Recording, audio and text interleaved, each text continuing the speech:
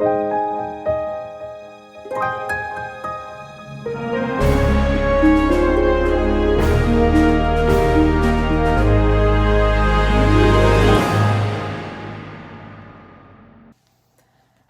friends, welcome back to my channel, and if you're new here, welcome. I appreciate you for joining us. My name is Ceccoli, and I help to bring you clarity through life's toughest challenges and greatest joys. I'm still working on the flow of my intro. Today, Spirit has asked me to take a peek inside of your darkest demons. What messages do your inner demons have for you today? Now, I'm saging the heck out of this space and me, protecting myself, shielding myself, because I am looking into your shadows, and it's something that I have this gift for. But you know what? I want to help you understand your shadows, because if you can understand and make friends with your inner demons and your shadows, then they can't control you anymore. So let's bring them out of the closet, say hello, get to know what it is that they want you to know right now, so that you can sort of integrate that, process it, integrate it, heal it, and make friends with it, and partner with it to become this like super powerhouse human being. Okay, that's my intention anyways. I have 3 piles for you to choose from, 3 different tarot decks. and I'll show you the overhead picture in a second with the singing bowl sound. Take a minute, take a breath to choose the pile that resonates with you the most. And when you're ready, click on the timestamp in the description box and it'll take you to your reading. Thank you again for being here. I appreciate every single one of you, and I'll see you in your reading. Okay, bye.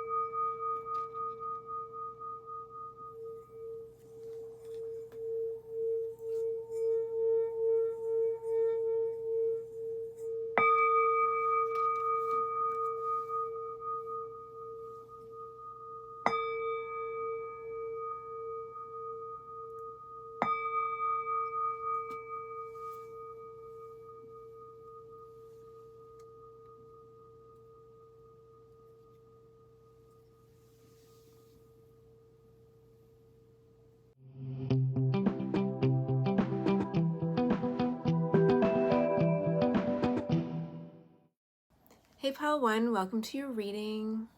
Whew. Just protecting the energy here. All right, we're gonna look at your inner demons. A message from your inner demons, pile number 1. What's going on? What do your inner demons want you to know?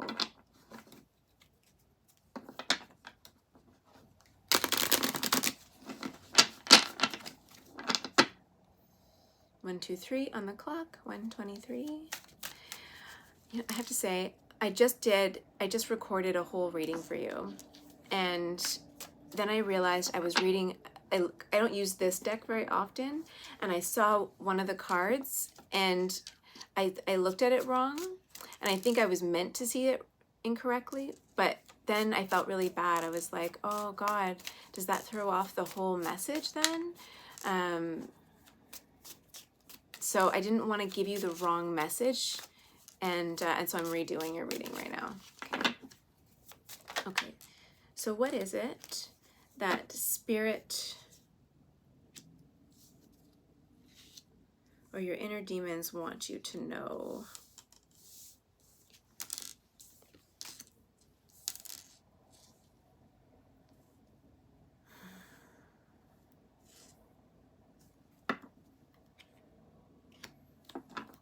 Okay, so we have the 7 of Swords. In this deck, there's not a ton of like inappropriate images. But if I quickly show you something and then put it down, it's because I can't show you the whole, I can't like hold it up. Okay, so we have the the Seven of Swords, the Three of Cups, and the Ten of Wands. And then we have the Five of Swords at the bottom of the deck. So the Seven of Swords can be about betrayal or hiding something, or being deceptive, or somebody's like sort of maybe betraying you, somebody that you can't see. Normally it's about a betrayal or something that you can't see, someone talking about you behind your back, gossiping, jealousy, right? Negative energy that's coming at you, or that you're, giving to somebody else. The Three of Cups is about, it could be about family. So it's usually about celebration. It can also be about a third party situation. Take it as it resonates. I'm bringing up the third party because we have the Seven of Swords. So it could be friends gossiping or talking about you, or something going on, a betrayal in some sort of a situation. And then the Ten of Wands can be about like carrying this really heavy burden. Or you've been carrying a really heavy burden, going through a lot of challenges, and like almost there, like almost at the end of this challenging phase. So we'll see what the other cards, and then but again, with the betrayal, like the Seven of Swords, and talking about betrayal and talking about like gossiping or something going on behind your back,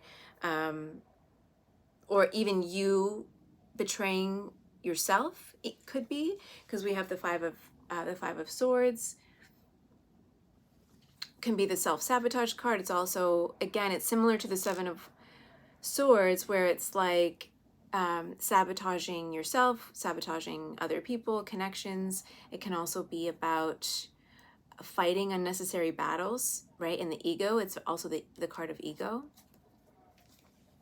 It's like being in your ego.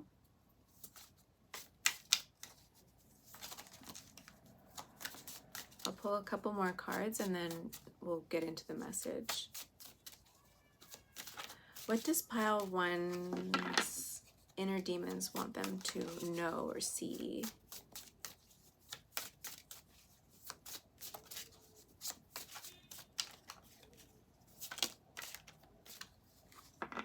Man. Five of Wands.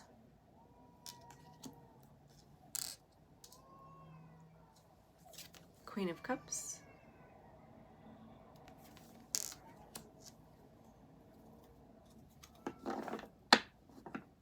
There's this conflict going on. Like with the Five of Wands can be about external conflict, petty disagreements,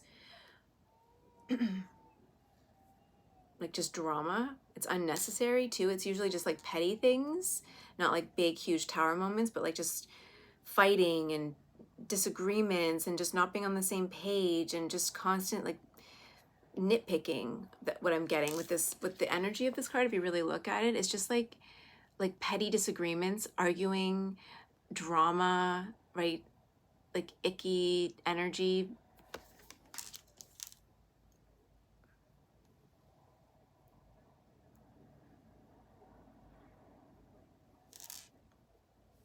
And the Queen of Cups.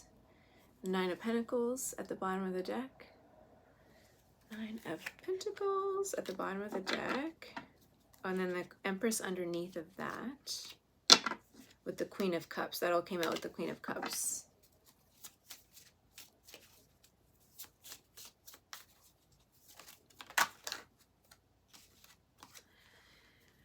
Okay. Three of Swords, which is the betrayal card. It's it is the pain, like the betrayal, the trauma, the agony, right? Feeling like somebody stabbed you in the back. Like look at the way the swords are, like stabbing somebody in the back here, and it was in reverse there next to the Queen of Cups, and the Hermit at the bottom of the deck. So depending on who you are in this situation, the reading is actually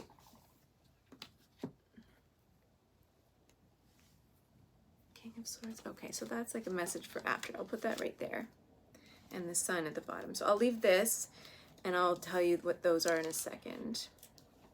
So depending on who you are in this situation, it really depends on who you resonate as in this scenario. But it's like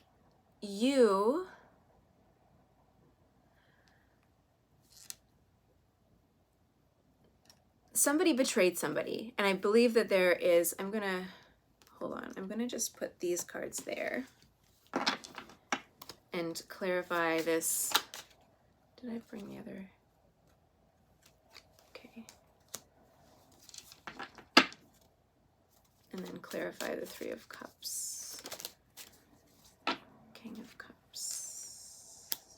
The Chariot. So Cancer energy. Chariot at the bottom of the deck. King of Cups is water. So Pisces, Cancer, Scorpio. Queen of Cups, same thing. Pisces, Cancer, Scorpio. And the Empress is Taurus energy. Three of Cups. Ugh.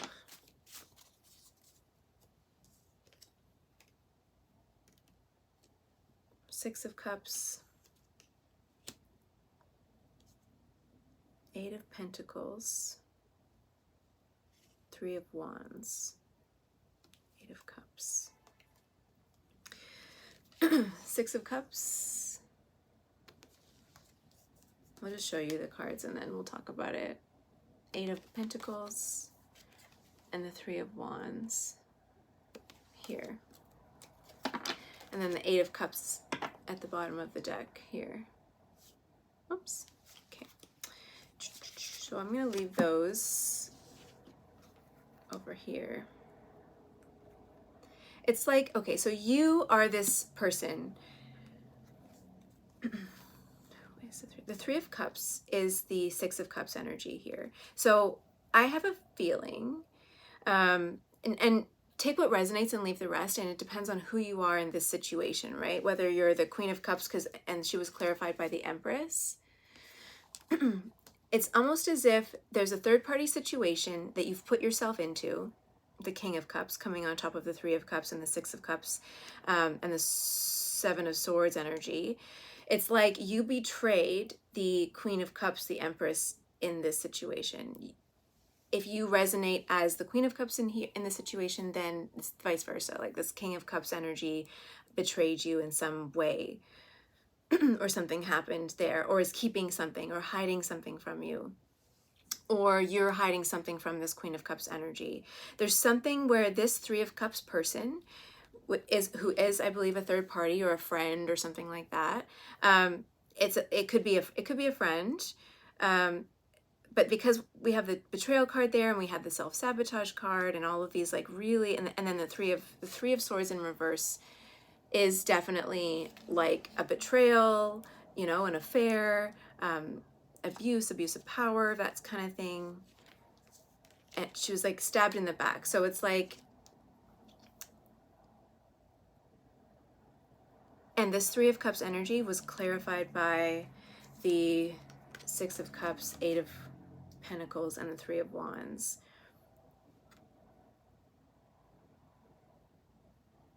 Look at this it could be somebody that you met at work or someone that you work with. But this Three of Wands is interesting. Usually it's about having a vision for the future. But somehow I'm getting that you are like, there's this umbilical cord connected to this, right? Like, and because it has something to do with work, maybe this Three of Cups energy, like you're tethered to them somehow. It's like you're connected, tethered to them. I'm not going to say connected, but it's like tethered. And this figure in this card, look at his face. He's looking at this tether, looking at like what's growing here, but he's like, you know, a little bit impatient, like, okay, like, come on already, right? Like, let's go. Like waiting for these crops to grow. And so it's like, with the Ten of Wands, it's like there's this energy of like, okay, I'm almost there. I'm almost out of this situation. And with the Five of Wands there, there's all this drama and fighting and stuff, but you're like, okay, I'm almost there. I'm almost there. Like, hurry up already. Waiting for these crops to grow, waiting for work to be done or a contract to be finished or something like that before you can get out of this. Because you have this Queen of Cups, the Empress energy over here, like just feeling really wounded in this scenario. And it's like you're hiding something from them. But you really, and then we have here at the bottom of the deck, when I was asking about sort of what's going on with this Three of Cups person, we have the Eight of, and 1, 2, 2, 2 on the timer right now, and twos are about connections and communication and partnerships and stuff.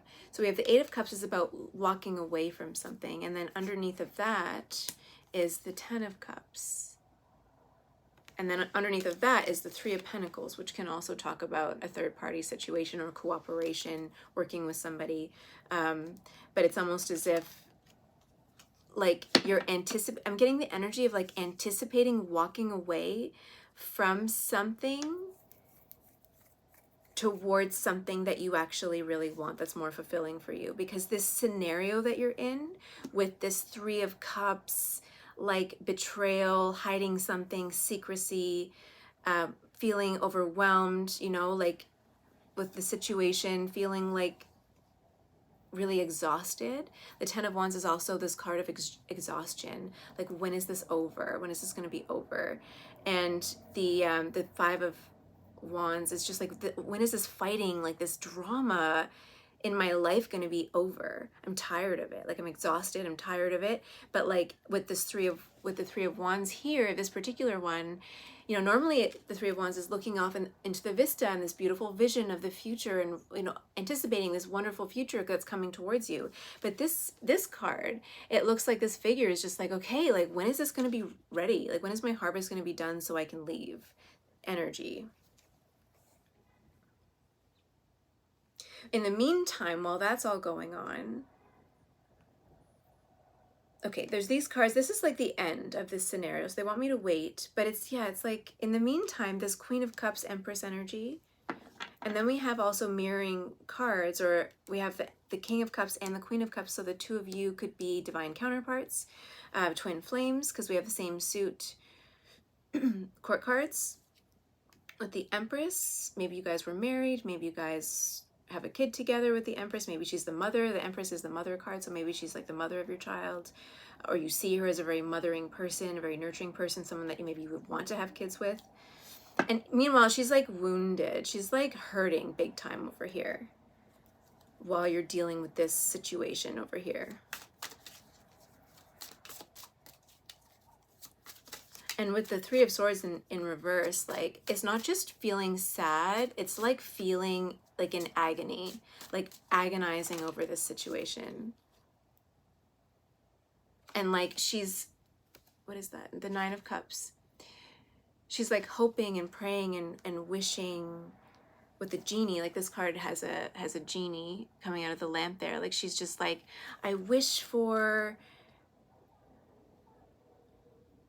they're showing me, my daughter watches Princess Sophia on Disney, and she has this amulet necklace, and she can make a wish and, you know, do things. So I hear Sophia saying, I wish to be big again. Like, just like, I wish for this. I wish to be a fish, you know, like I'm wishing for this situation to change. Like, please show me how things can be different. Can you please help me with this situation? You know, like that kind of energy.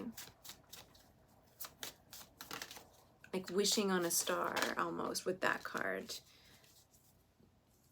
And the Two of Swords, right? And just feeling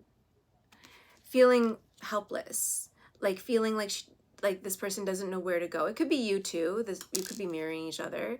The Two of Swords here is like unable to make a decision because of being in a stalemate. It's with this usually the Two of Swords is like unable to make a decision because emotions are getting in the way, or feeling very conflicted, or maybe you blocked, like information is blocked and you can't make a decision because you don't have all the information.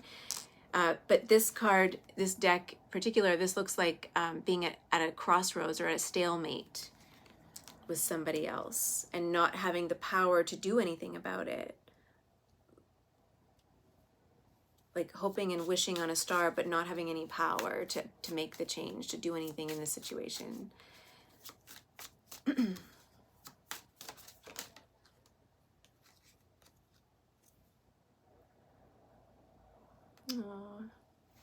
And then the Five of Cups. And then at the bottom of the deck, which can talk about loss, feeling really ashamed, feeling really sad. You know, this figure here, in this card, this figure spilled the wine, and this person over here is yelling at them for making this mistake.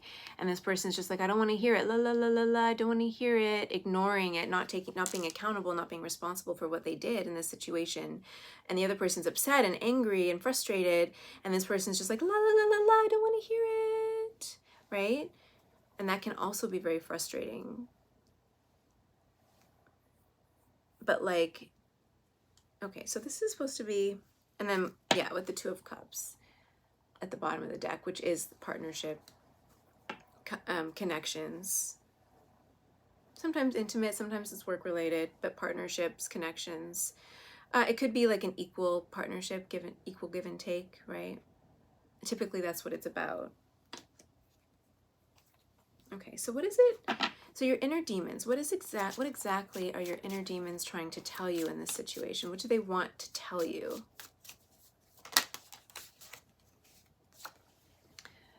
The Eight of Wands in reverse. The Eight of Wands, or sorry, not Eight of Wands, Nine of Wands can be, it's in reverse, but Nine of Wands can talk about, in the upright talks about overcoming challenges, like knowing that you're doing the right thing even though it's challenging. And in reverse, it can feel like a never-ending battle, like you're just faced with this never-ending battle. What I'm also getting here is that avoiding doing what you need to do in order to shift this situation, avoiding like kind of this figure here, and then in the reverse, they're feeling really sorry for themselves. Like they're just like, again, with the what can I do? Like this, that's the what can I do energy was in the first reading that I recorded. So it's weird. I'm trying not to go back to that reading. It's very similar, but like a different perspective. So this person just feeling really defeated. Also in the reverse, it can be not being able to overcome these challenges and feeling really defeated when it's in the reverse. And I think that the feeling of defeat is all in your mind. It's not like, it's this feeling of like, what can I do? Feeling defeated, feeling like there's all these challenges and I can't overcome them. I have no control over the situation. I can't do anything to make a move. And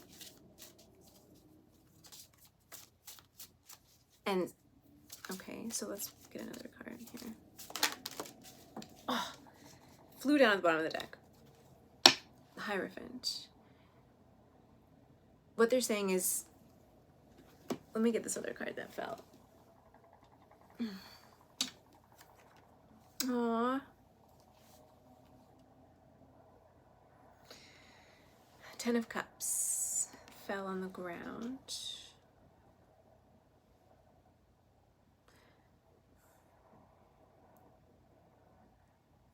With the Hierophant at the bottom of the deck and the Ten of Cups, they're like, commit to what it is that you actually want. What will bring you fulfillment? Make the choice. Trust your intuition. Maybe ask your spirit guides or your higher power or your higher self or whatever, because you are creating unnecessary conflict in everybody's life and a lot of heartache and pain.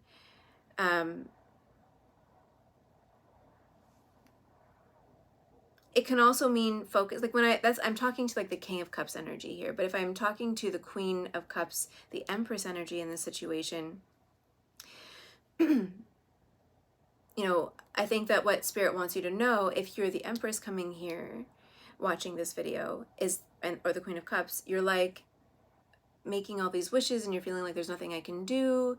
I'm feeling blocked. I'm feeling like I'm trying to express myself and I'm not being heard. and you might feel like there's nothing I can do. Like I can't force, I can't get blood from a stone. I can't force this person to be any different, or to, drop all of this behavior. And you're feeling really hurt and sad and like wishing on a star kind of thing, wishing that things were different. What can I do to make things different? And the Ten of Cups is like, I think for both of you actually, it's kind of like, just focus on the love that you want. Focus on the outcome energetically, like the emotions that you want to feel, the love that you want to feel. And 22 just came up on the timer. Focus on the love that you want, focus on the outcome that you want. Tap into your heart space, focus on the love instead of the challenges. Focus on fulfillment and what that means for you instead of all of these challenges that are going on, and make that commitment to focus, make that commitment to yourself and to this other person to focus on the good, focus on the love, focus on the connection, focus on family.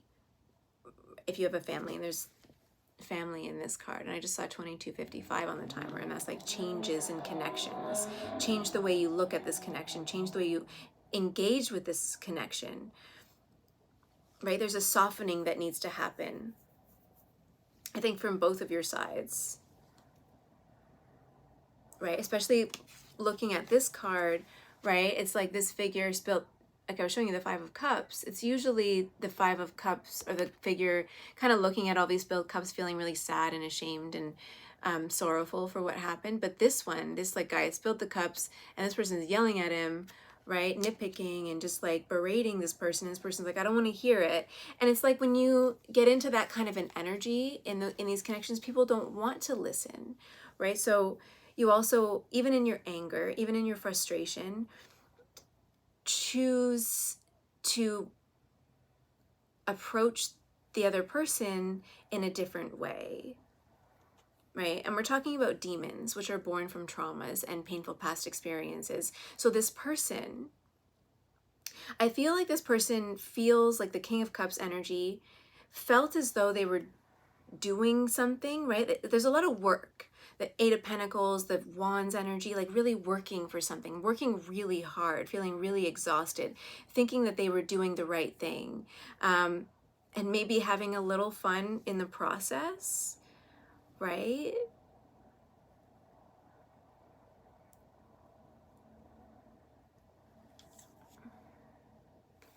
With the Three of Cups there, and people got hurt. And he's hiding something with the Seven of Swords, or hid something, or betrayed you, or like not telling the full story. Feeling tethered to this third-party person through work or money or something like that, right? Like, and then waiting for this thing to change, waiting for something to finish, waiting for something to grow, like just, and feeling really like kind of stressed about it. Right? And then it's like this King of Cups is feeling like in a pressure cooker, right? Just like getting it from all sides and feeling really overwhelmed about this situation that they created, but then like kind of not wanting to deal with it. And I think the advice here for both parties is to just soften your approach, look at it from the other person's perspective, and focus, instead of focusing on all these challenges and everything that you can't control and everything that's all the mess that was made. Focus on the love maybe between the two of you. Focus on the outcome that you want, and how can you shift this situation into something beautiful and lovely, and how can you learn from this situation? Because the cards I haven't shown yet that came out earlier, and that they wanted to show me this at the end, because it's like, this is the outcome or a potential outcome. So we have the Six of Wands, which is the victory card. It's being recognized, validated. So both of you needing to validate each other's emotions. The King of Swords is about clarity. King of Swords is about clarity, decision-making, being decisive and taking action, knowing what you want, and then like deciding, and then like things moving forward. And then the Sun card. So, and this is about the sun card is also about clarity, but it's also about joy and fulfillment and happiness and a really positive outcome amongst all this mess. Like, this is a big mess. This is a huge mess that has been created here.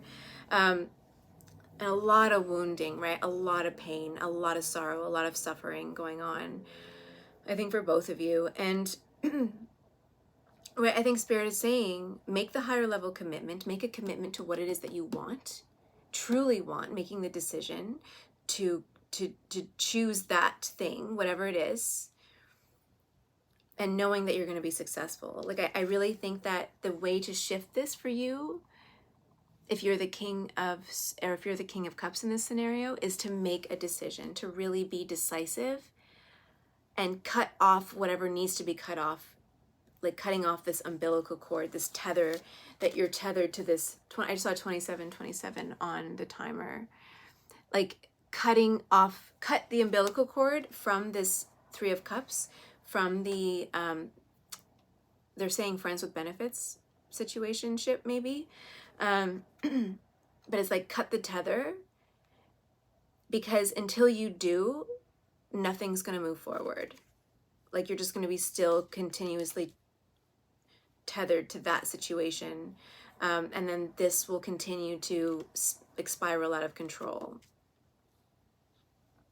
Or you won't get, I think, the happy ending that you're looking for. And I'm saying that mostly because this, when it comes to that situationship or whatever's going on with this third party, the Three of Cups person, Six of Cups, it's like this figure here looks not happy about this thing that's going on. Like, not happy about the work. Like, I feel like it could be a work situation maybe. And like, or money or something's tied to it with the Eight of Pentacles here. And it's like, you're like putting in all this work, all this effort, and you're energetically drained, like exhausted and drained. But like, what you wanted to grow or happen here is not really growing the way that you thought it would.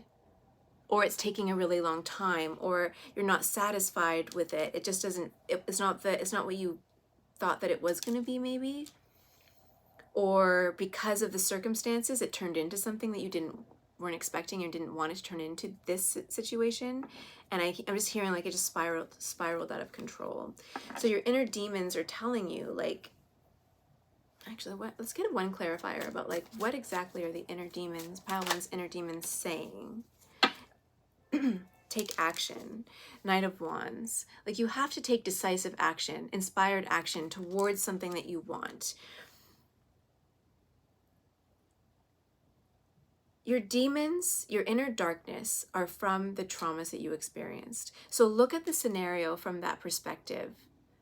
Why are you hiding these things?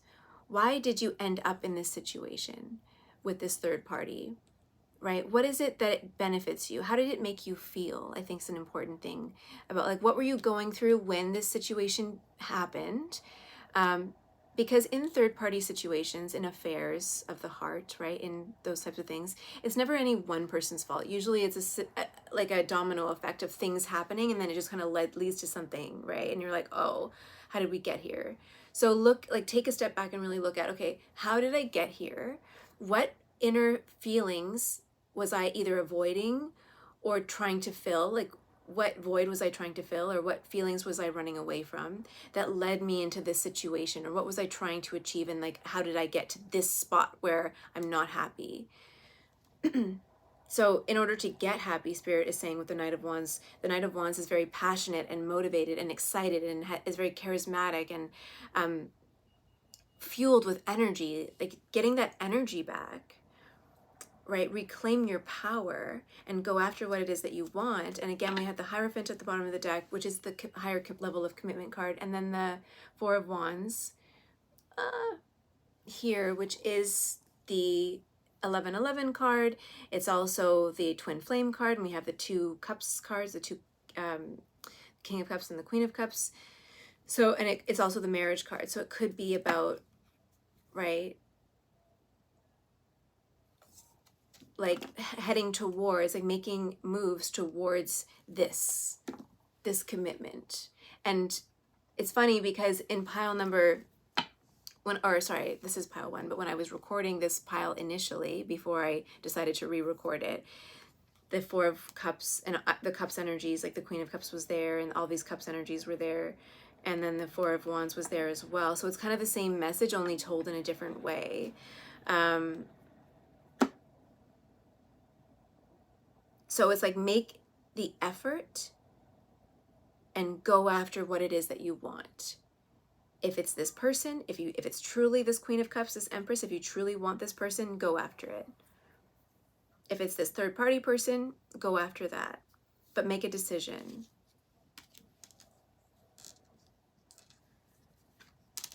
Because while you're waiting for something to germinate or manifest or whatever, like, there's a lot of just wasted energy that's happening for everybody. It's not just, it's not just you. It's like everybody's hurting here, and you're the key to the shift.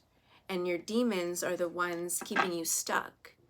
The demons that are telling you maybe that you need to wait to have enough, whatever, with the Eight of, okay, Spirit's saying, like, okay, just, there's no need to go any further into that. So I'm just going to clean these, and then we'll get some oracle cards for you. I didn't turn on the overhead light. I guess because we're talking about demons. 33:11 on the timer. You have the power to shift this situation. You really do. Let's get the inner archetype. I think what Spirit also wants us to do in general is, once we make a decision and we're decisive about it, I want this, and you take one step, just even one step towards that, Spirit fills in the gap between what it is that where you're at and what it is that you want, or they help you along.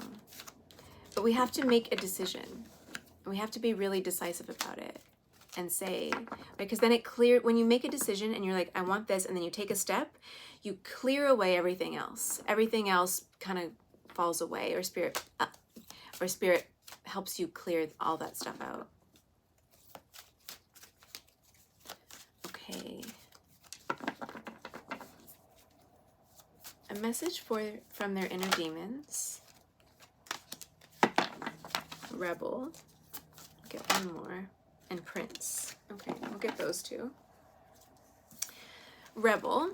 Light attributes. Challenges authority to effect social change. Rejects spiritual systems that do not serve inner needs.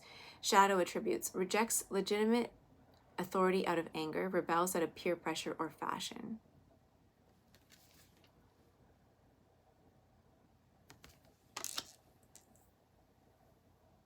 What are you rebelling against? Are you fighting the right battles? I'm hearing. Like, what are you fighting for? And why are you doing it? Like, are you worried about what people think about you? Peer pressure, right? Are you listening to too many people's opinions? Trying to please everybody? Also, I'm sort of hearing. Reject spiritual systems. And we had the Hierophant card. So it's like following the rules, maybe, but to your detriment. Like, you're following a system of beliefs or the rules, or you're following something. But is it actually helping you, or is it hindering you from following the path or aligning with your soul and what you actually truly want in this life, and what your soul wants for you, what you were meant to do in this life? Prince. Light attribute. Romantic charm and potential for power. Shadow attribute. Using power for self-aggrandizement.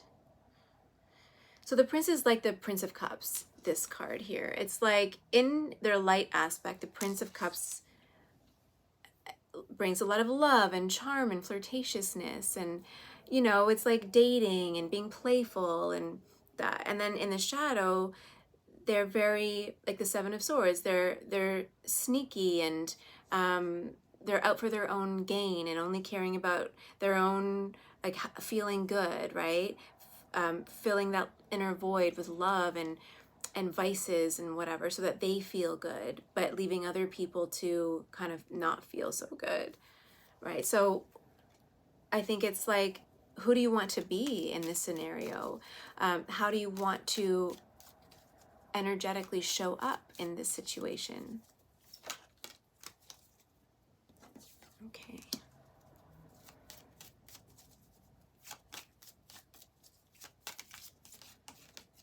But again, it's about making that choice. What are you fighting for? What's worth it to you? How do you want to show up in this scenario? Get one more from this deck. Oh, so I was going to use that one. Oh, two. Okay. Okay, the bottom one is distance and journey. There might be a distance between you and the Queen of Cups energy, or distance between you and somebody, even emotional distance. And then it talks about making a journey, right? Maybe there's a journey that needs to happen, maybe physical or emotional, or even of the mind. I'm hearing shifting your perspective. And then we had hidden and gem. So you're hiding something. You're hiding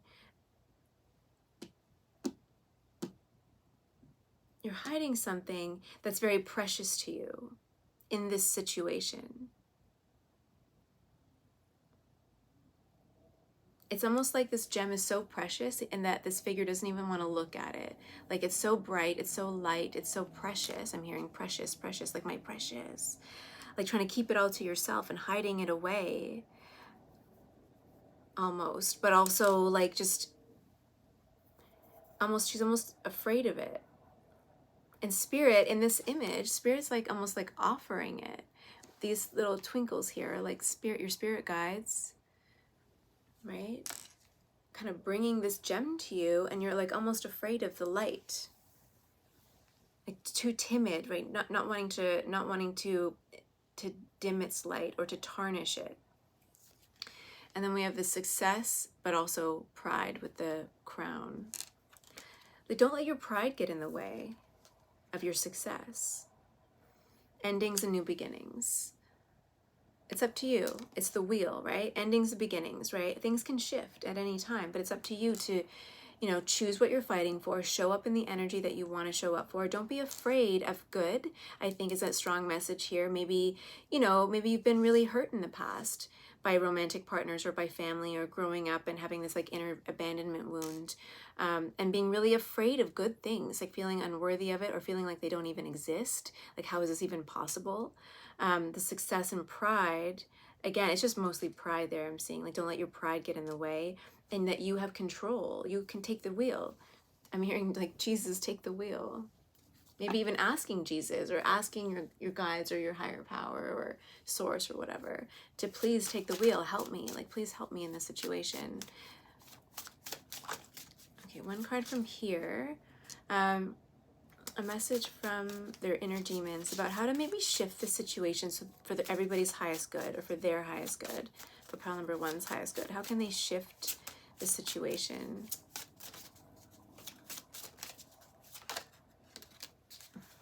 This is... Okay, the bottom of the deck is number 18, so 9 is also the number of endings, new beginnings, so same thing. And then, so we have this figure here, which is kind of like a prince, right? Prince of Cups, he looks like, running away from, and the tentacles of the princess or queen there, it's about emotional vulnerability, right? Like, she's like, maybe, and this is also like a runner-chaser dynamic, a twin flame sort of energy here. And maybe she's like opening up to you, trying to be vulnerable to you, and you're like running away from her. So Spirit's saying, don't, like, stop running away from emotions, from your emotions, from their emotions, from depth of connection, from being vulnerable, from intimacy. Stop running away from it. And then we have the 8 here, which is the number of abundance, and go after what it is that you want. And then there's a bell here. You know that saying, like, I'll be there with bells on? Like, showing up and showing up with intention and integrity and just being like, I know what I want and I want this. Not being afraid to be open and vulnerable, not being afraid to take action, even in the darkness, even in your darkest moments, taking action and believing in love with the pink colors here and the pink in the eyes, like focusing on love with the pink, like this thing, whatever this, dragonfly or whatever, focusing on love, on connection, heading towards this person, Queen of Cups energy, Empress energy, with love, with bells on, ready to make the effort, ready to tell the world that you love them, or that, you know what I mean, like, ain't showing up in a different energy. That message just keeps coming up in your advice. All right, now a message from your light self, a message from your lighter self. How can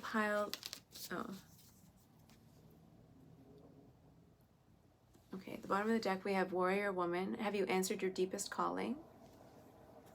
What are you being called to do?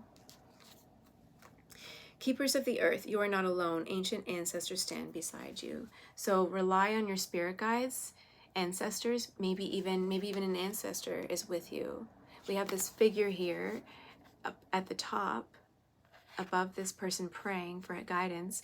It's like an angel, but also looks like maybe an ascended master, but it could be a grandmother. It kind of looks like a grandmother figure. So maybe a grandmother's there and ready to guide you, or a motherly figure in your family line. Take it as it resonates. But you're not alone, and they're trying to push you. I think that your ancestors are trying to push you into union with this person because you guys have a deeper calling. If this is a twin flame connection, you two have a deeper calling, something bigger to achieve in this life together.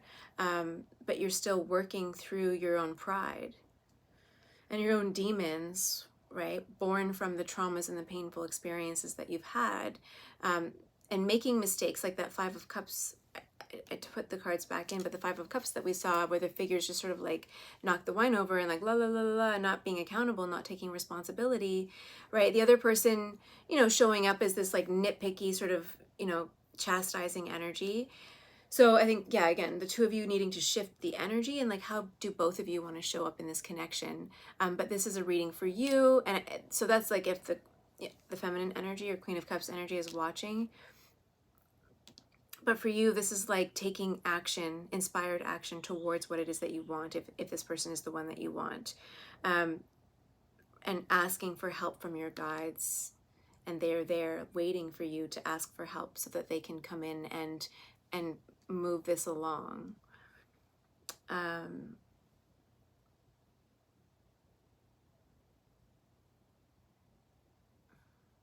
Something else wants to come through about your like, one more message from the shadow. I'm falling on the floor.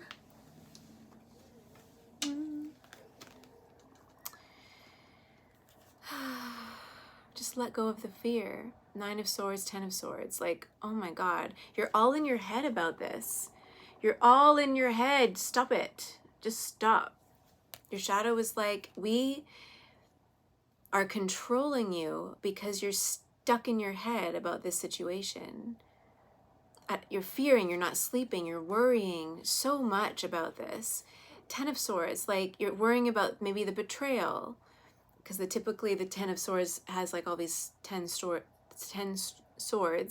like in somebody's back, and the person's bleeding out all over the ground.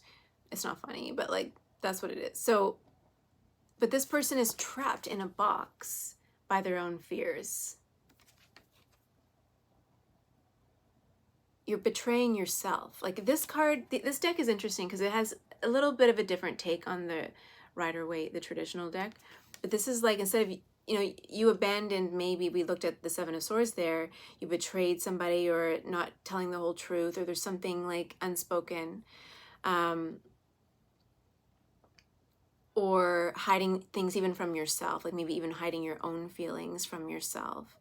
But this is like yourself, you're betraying yourself by not going after what it is that you want. You're just betraying yourself, and you're causing yourself unnecessary anxiety. And you have the power to take the wheel of your own destiny and of this connection, I think. You know, let me get one more card from the other person, from the from the other two people. Let's see. A message from the Three of Cups.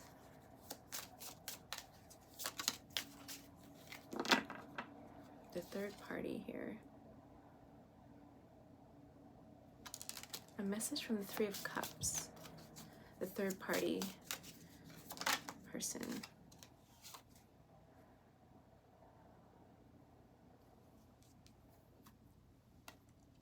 Four of Swords in reverse.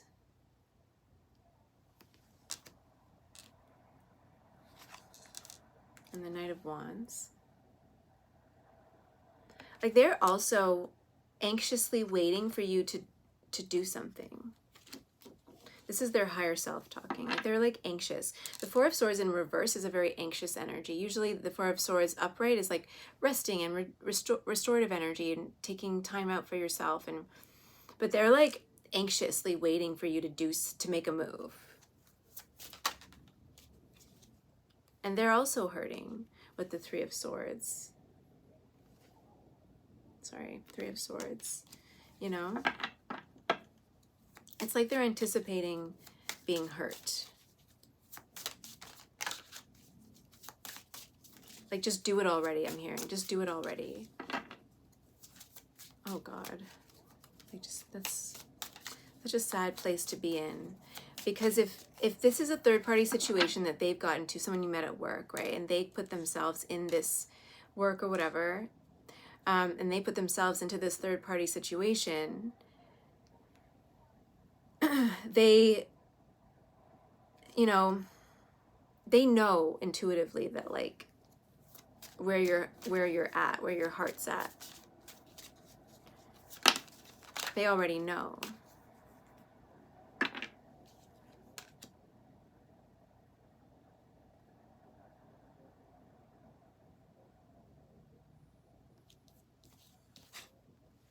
The Lovers here at the bottom of the deck. So they already know that your heart is pointed towards your twin flame. The Lovers is about twin flame energy. They already know that you've sort of made up your mind or making a choice, or you're about to make a choice. The Lovers is also about making choices. And then the Seven of Pentacles at the bottom of the deck, with this certain one, it's usually about waiting, anticipating, you know, something. They're anticipating you to make this choice. And in the meantime, while they're waiting, they're like bleeding out with the blood from the tree, like poking, or they're poking at you, kind of thing, poking at you, waiting for this decision, right? Knowing that it's coming, but like poking at it, like picking at a scab, picking at it, and it's never going to heal, right? It's just, and they're doing that to themselves, like, I don't know, take that as it resonates. I'm not here to look into everybody else's, like, too deep into what's going on there.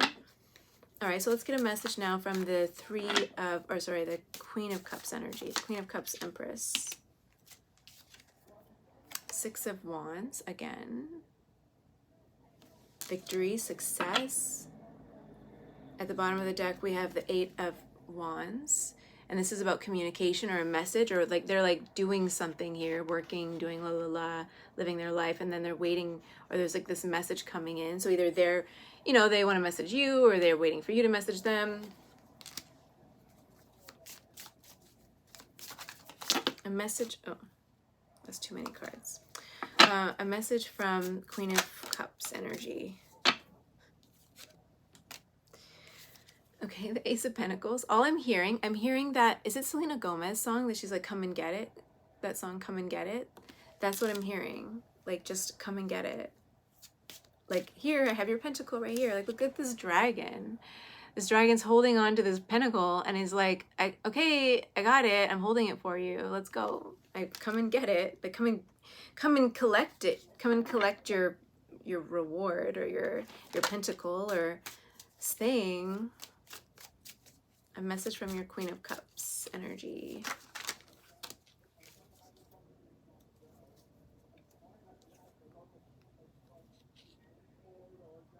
And then we have the Ten of Pentacles at the bottom of the deck. And they're like, and the Ten of Pentacles is about building family generational wealth. So it could be also about family, having children. Like, I want a family with you. Like, you know. Right, and then this card, this particular card, Ten of Pentacles. No, focus here. Oh my gosh. Focus. So we have the figure at the bottom underneath the table, if you can see.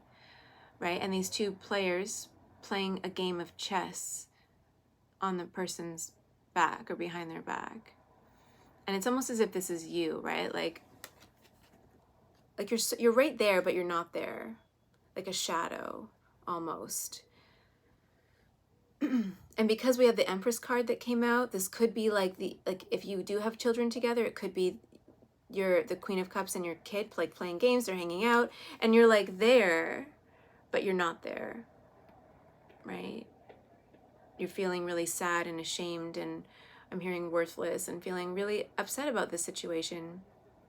But then these two figures, right, they're just like waiting for you to show up. Like you're there, they know you're there, you're just hiding under the table, and they're like, okay, come out, are you gonna come play with us? Like, what are you doing? You're busy playing with your little doll right there, all in your feels, and we're just like here, like waiting for you to come and hang out with us. So there's this message of like feeling really like victory. Like the Six of Wands is about really seeing you, recognizing you, validating you, knowing you, right? They see you, and they really love what they see, and like wanting to communicate with the Eight of Wands, and their message to you is just like come and get it, come, like we're waiting for you, we're here hanging out, I want a family with you, I want to play with you, I want to have fun with you. And like these two figures, they're playing a game of chess, like come, like hang out, come play, like where are you, kind of thing.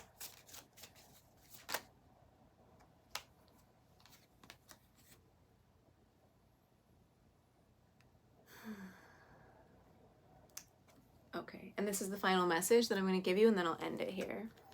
And then we have the Eight of Pentacles again, but in a different situation with the Ace of Wands, because I'm asking you about what the Queen of Cups is saying here. And she's basically saying, let's work it out. Like she's holding this figure and this Ace of Wands here. The Ace of Wands is about taking action, creativity, being really passionate about something. It could be like with the baby here, it's like having children perhaps, or it's also very like passionate, like sensual card. The Ace of Wands is about sensuality, is about coming together in that way. I don't know how much I can say on YouTube, but like maybe let's have a baby, let's make a baby kind of thing, right? That kind of energy. But with the Eight of Pentacles here is very much like, let's just work it out. Like we can work it out. Like whatever happened, whatever's going on, like we can work it out. That's their energy towards you. Right? Okay. I'm going to leave it there. There's like a bunch of stuff going on, and this has been a really long reading. Plus I did the other one, which I am not going to post. So spending a lot of time here. Okay. Sending you so much love. Thank you so much for being here. If you like this reading, if it resonated, please give it a thumbs up. Subscribe to my channel if you haven't already done so. Tell me how it resonated if you feel called to by commenting down below, or you can always email me and tell me your story if you're interested. Thank you again, and I look forward to reading for you next time. Have a great day. Bye.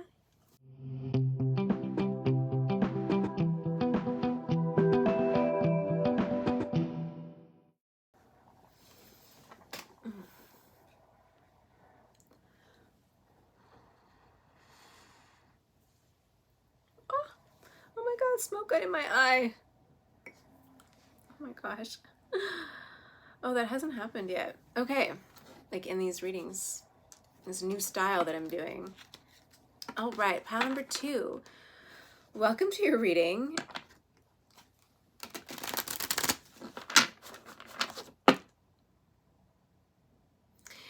I have this, okay, just off the bat, because that happened. So maybe I'm thinking like, you know, when, oh, I just got some smoke in my eye, like feeling really emotional, like there's a lot of emotions, or maybe you're afraid of showing your emotions, and so you cover it up with something like that, like, oh, it's just smoke in my eye, or, you know, but being like having this bravado, like I'm strong, I don't need to,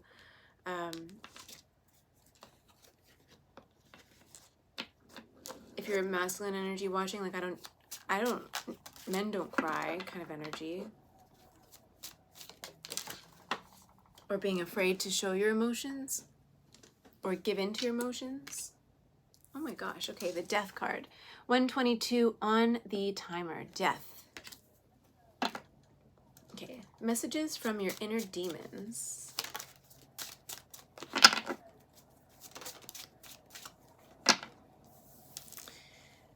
Oh my God, pile number 1, pile number 2, there is like just so much hurting going on.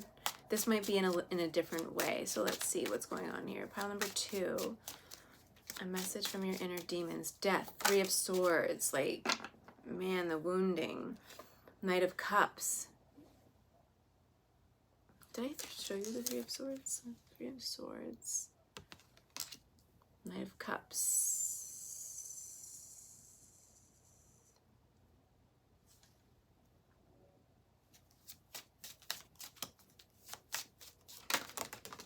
Ugh. 10 of Wands. 222 on the timer. This could be another romantic love sort of situation, or fears that are holding you back from connecting with somebody. Feeling really overwhelmed by your emotions and not knowing how to express them. The 10 of Wands. King of Wands at the fell out. King of Wands. 9 of Pentacles. The King of Wands, it fell on here. The King of Wands in reverse can be a very selfish card, right? Like, and then with the 9 of, it's just making me think of the 9 of Pentacles and the King of Wands together is like going after your own selfish needs, like being very selfish in love relationships, only caring about fulfilling your own needs and not the needs of your partner or of somebody else.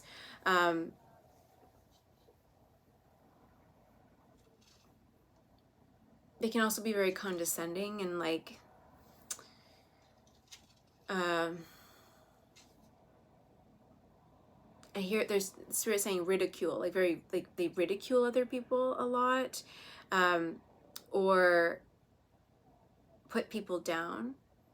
I'm hearing put people in their place, but it comes from their own fears of being unworthy or perfectionism. Like they can have perfectionistic tendencies when they're in the reverse. But upright, because I think this isn't necessarily meant to be in the reverse, but they wanted me to share that with you. But I think that in the upright position, the King of Wands is very charismatic. He's a leader. He inspires other people to take action. He inspires other people to go after their dreams and their goals with the 9 of Pentacles there. Maybe he inspires other people to overcome their own wounds with the Death card, which is the card of transformation, followed by the 3 of Swords, which is the card of, trauma and wounds and pain and suffering.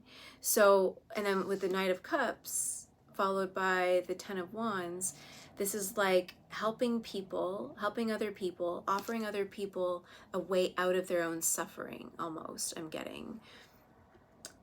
And it's been born out of your inner demons. It's because you've overcome those inner demons that is allowing you, or either you've already overcome them, or that's what is happening right now. Right now you're learning how to overcome your inner demons that were birthed from your trauma and your pain, your painful past experiences.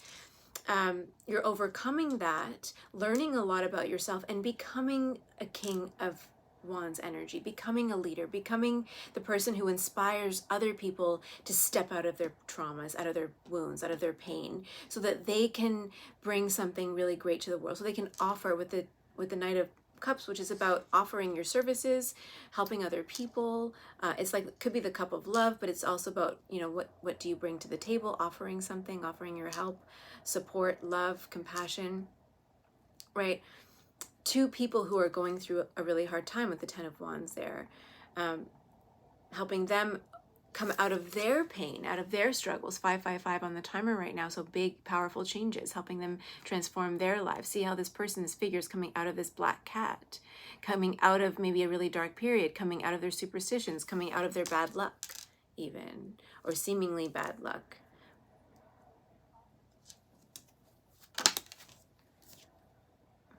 Five of Pentacles. But I feel like you, right now, what your inner demons are telling you right now is that you don't feel worthy of you don't feel worthy of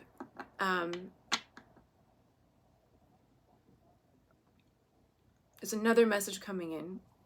I'll clarify for that one. But you don't feel worthy of being that person, being that leader. You don't feel enough.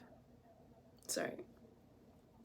You don't feel like you're enough. You don't feel like you have enough. You feel like maybe you don't have enough resources and you're not at the level that you want to be at in order to be that inspiring person for others. Like you feel like you need to accomplish more before other people will see you as that leader, as somebody who can offer them that kind of support.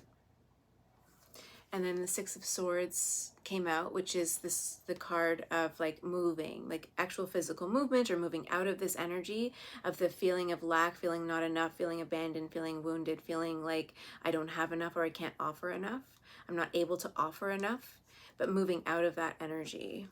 This is a great reading. It's very powerful, very transformative. You're in a very transformative phase in your existence in this life.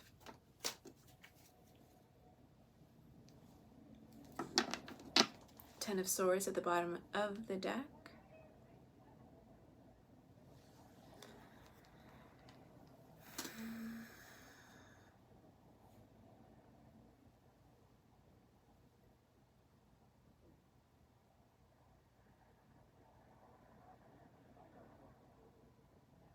I think for you, because of the transformation that you've been going through with intention, because of the King of Wands energy. The King of Wands is also very intentional, right? They take action, inspired action, but with intention, conscious intention. They're very aware. They're very self-aware. And so they are aware and bring that type of energy out into the world as well. Bringing awareness to other people about their own traumas, their own wounds, their own pain.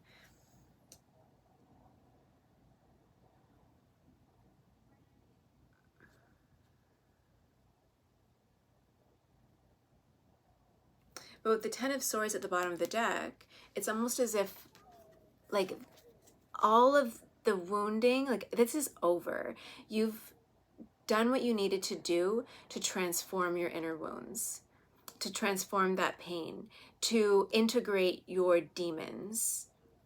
Your demons, I see, they feel heard, they feel validated, they feel like, oh, we can breathe.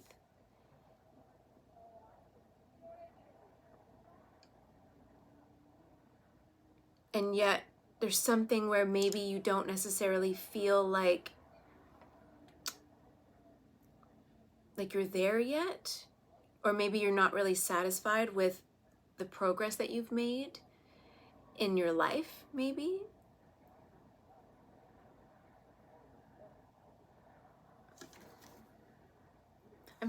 These cards, we have the Four of Swords, the Knight of Swords, and then the Ace of Cups.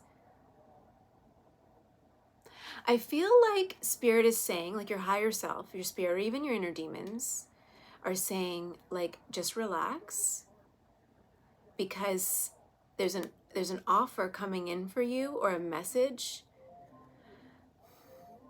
Alexa, off. There's a message coming in for you, or an offer with the Knight of Pentacles there, or sorry, the Knight of Cups, that is going to, it's like a gift from the universe for the work that you've done. They're like, here's the key. I'm hearing, see this little bird they have keys in their mouth. A message is coming in and saying, here's the keys to your mansion or your new car or something, right? The keys to a new opportunity are coming in. And you're like, and then with the Four of Swords, it's like relax, but then also you can relax after that comes in. Like you can rest finally after all the hard work that you've been doing. And congratulations, here's your prize. You won, right?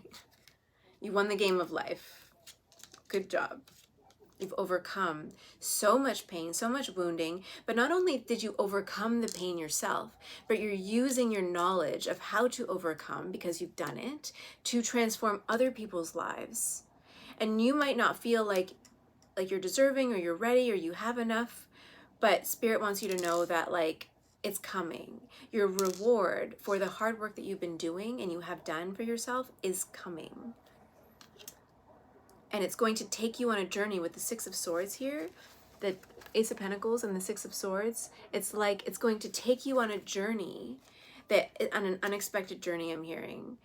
Like abundance, like in the end, like with the Ten of Swords, it's like the end of the hardships. Everything that you've gone through, you made it, and now you can rest. That's like such a powerful message, pile number 2. Wow. So proud of you. Like you've done so much of the inner healing work and bringing it to other people. And it's good. This, whatever it is that you're doing, if you're already bringing this message of inspiration and hope and healing, you know, helping people align with their true selves, with the Nine of Pentacles and the Ace of Pentacles, but the Nine of Pentacles going after their dreams, right? Inspiring other people to go after their dreams and heal themselves and heal their wounds and all that kind of stuff, right? There's like, if you haven't created a business out of this, I think an opportunity to make this a business, because someone sees you as, Spirit sees you as being this very transformative person, this leader that people will follow. They're bringing you a business opportunity with the Queen of Pentacles. And if not a business opportunity, it's like you're going to be financially taken care of for all of the work that you've done. You can relax knowing that all of your needs are met and going to be met. There's the end of the forcing and the frustration, and like especially around money, like maybe money has been really tight with the Five of Pentacles there. Maybe you still feel like, you know, you're putting this message out into the world and you're trying to lead other people, but maybe you don't have the finances to be able to really make it bigger. And I'm hearing angel investor. So for some of you, there could be like an angel investor that is going to take notice of you, or something will happen there. Because this is like almost like with the Ace of Pentacles, it's like a surprise, but like an offer that kind of comes out of nowhere. A gift from the universe, because the Ace of Pentacles can be like a windfall, a new opportunity that comes out of nowhere. It's not necessarily like you've done all the work on your inner self, and you're bringing a message to the world or to other people, and someone's going to recognize that with the Knight of Swords there, recognize your passion, recognize how great you are at standing up for other people. The Knight of Swords is also like the white knight to the rescue energy. Like they're going to recognize that in you and bring you this offer. And it's going to be very... At the bottom of the deck, we have the Ace of Cups, which I'm going to take. And then under that, the Ten of Pentacles at the bottom of the deck. So it's going to be this offer that's coming in for you. It's going to be very emotionally fulfilling and financially rewarding. Like a big shift. This is like and then the wheel underneath of that. This is like a huge shift. And you might even be traveling overseas, maybe speaking, public speaking or something, right? Take it as it resonates. But with the Six of Wands there, it's like you're getting this offer and then you're going to move or travel somewhere for work, or to spread this message, spread the word of healing and hope. Cool. Oh my God, I'm excited for you. I'm excited for you to tell me what this is.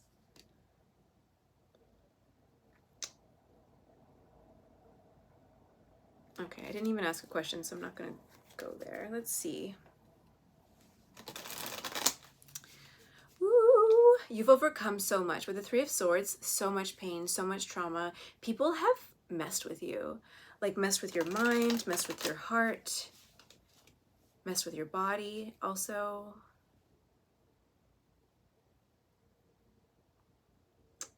And you didn't let it get you down. Congratulations. Like, you are a powerhouse. Like, you might not think that people will listen to you, or that you're a leader, or that you can have what it takes to inspire people, but you do. And people are going to be like,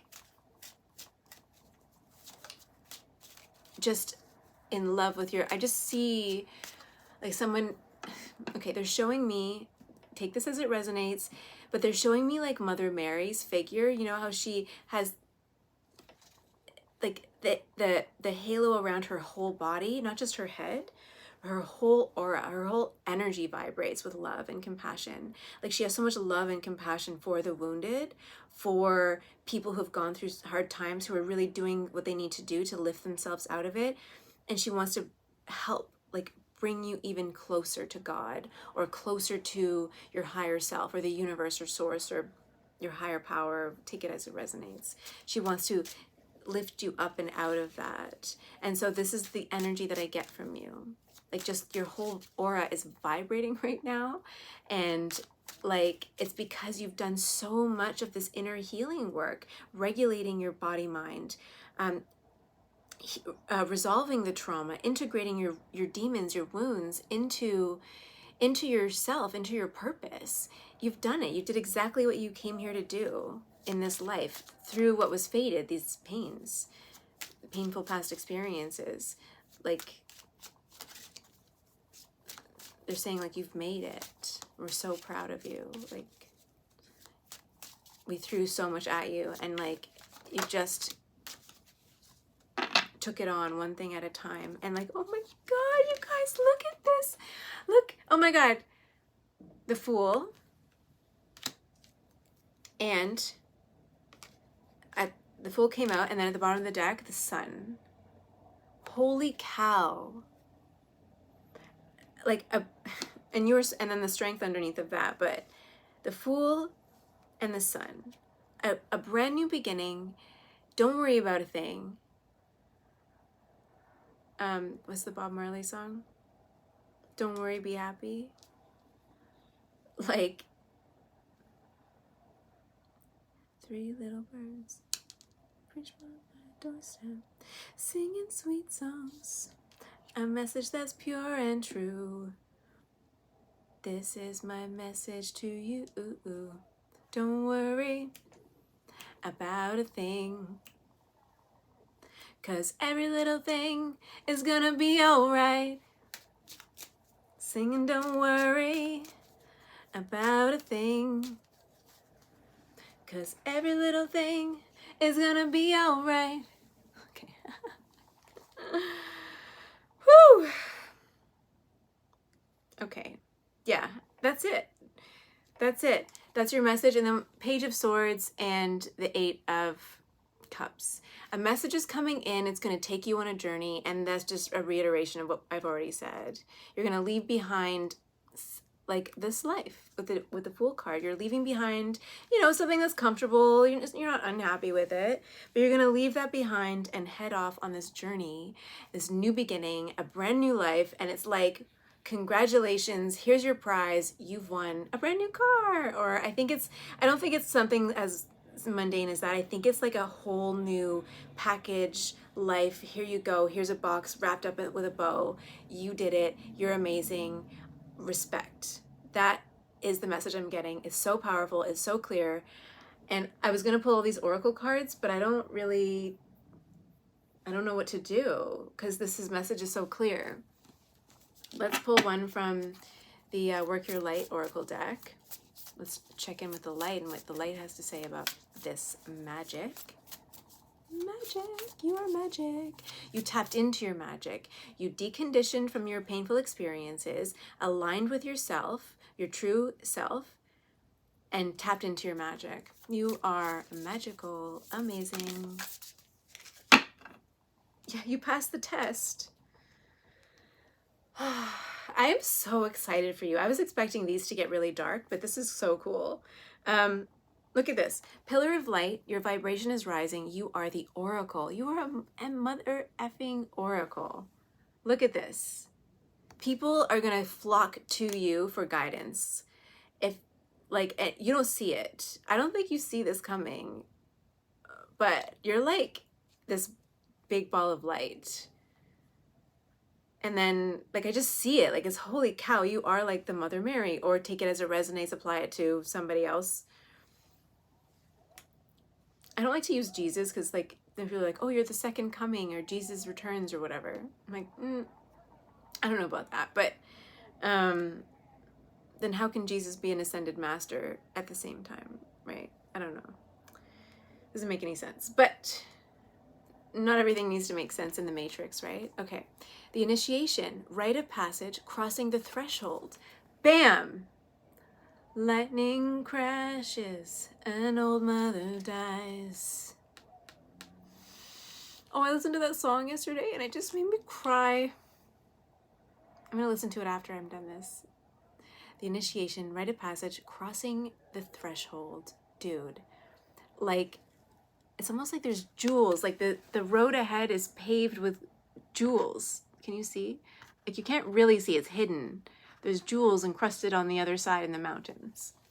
But you pass the test, the initiation. You've been initiated into, okay, Spirit's like into sainthood, but that's not, that's crazy. Like, I don't know if I would go that far, but like this, yeah, you have been initiated into the next level. You are like a spiritual master. Or you've been through the human experience that you wanted to go through. And even if it's not in this life, which I think, you know, you're going to get a lot of rewards and stuff coming in, especially financially, material, like you're manifesting things into the 3D really quickly. But like, even after this life, if you believe in this stuff, you are now going to become like the spirit guide on the other side. Like, that's what you came here to do.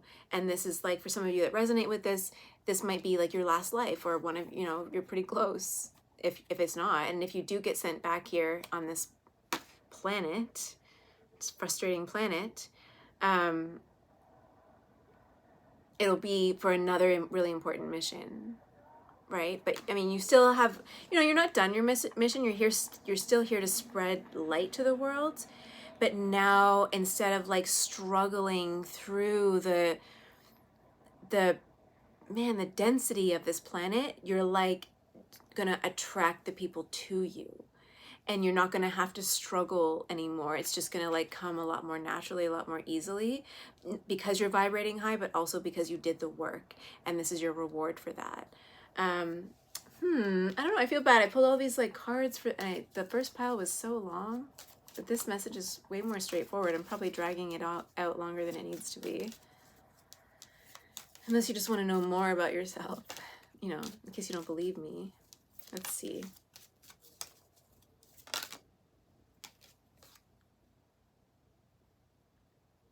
Why did that get stuck in the deck, though? Yeah, I don't think you believe me. I think you're looking at this like, yeah, Cara Lee, you're talking out of your butt. But here, freedom. Action, freedom.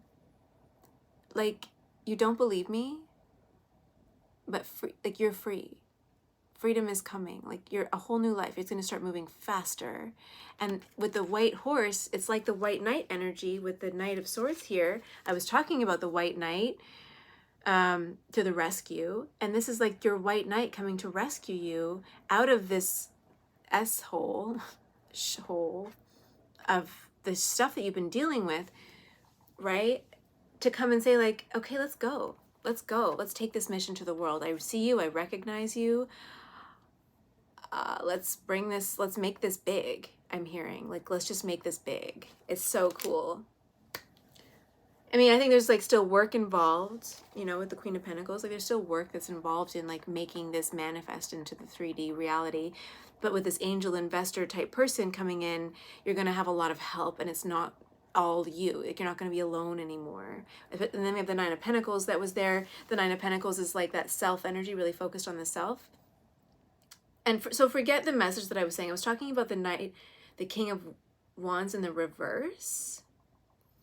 And maybe that's who you were before. Like maybe that's a message of like, that's who you were before.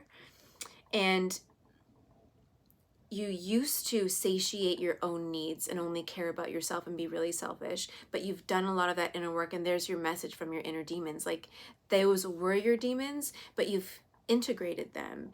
And because you've integrated them and made friends with them and understand them and gave them a voice by expressing all this stuff and helping other people with their inner demons, then you've made friends with that energy, and now you're able to transform completely, so much so that the universe is rewarding you, which is pretty neat. So congratulations. I know I keep saying that. I'm so excited for you though. Tell me what's going on. Tell me when this happens. Come back, save this video, come back and let me know, or email me if you want to. Give this video a thumbs up if it resonated, if you liked it, and comment below. Tell me your story. And subscribe to my channel if you're not already subscribed. I'd love to read for you again. And again, just keep in touch because I'm excited to hear what's in store, what's going on, and this big breakthrough that is about to happen for you. Okay, have a wonderful day, evening, or night, and we'll talk to you soon. Bye.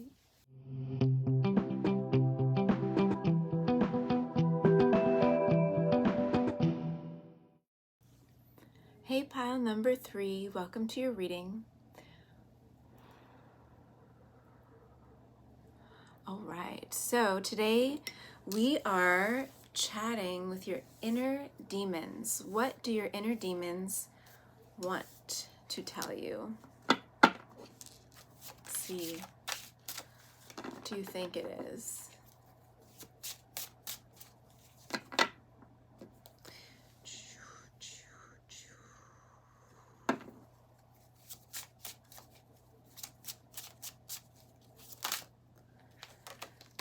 Queen of Wands. Oh, let me show you.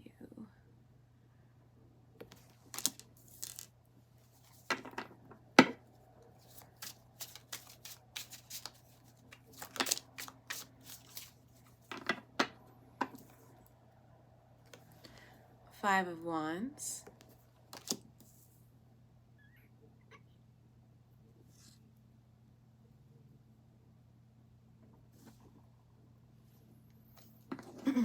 I just looked at the bottom of the deck. Queen of Swords at the bottom of the deck.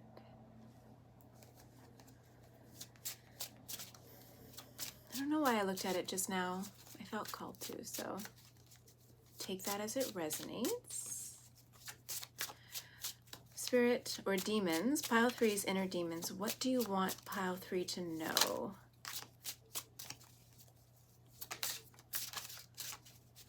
What do you want pile 3 to know? The Page of Pentacles in reverse. I'm going to pull a few cards and then we'll see. It's a very slow, the energy is very slow moving. Oh gosh.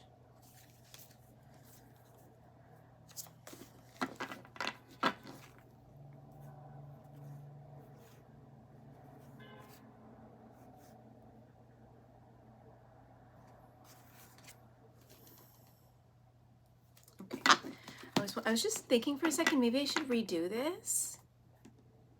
But I think the slowness and the heaviness in the air, in the energy in the room right now, is intentional.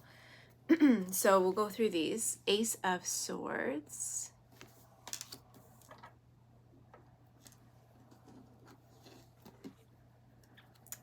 The King of Pentacles.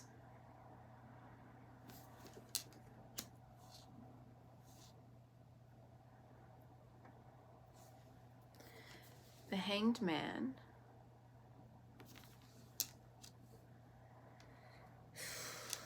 This Hanged Man is interesting.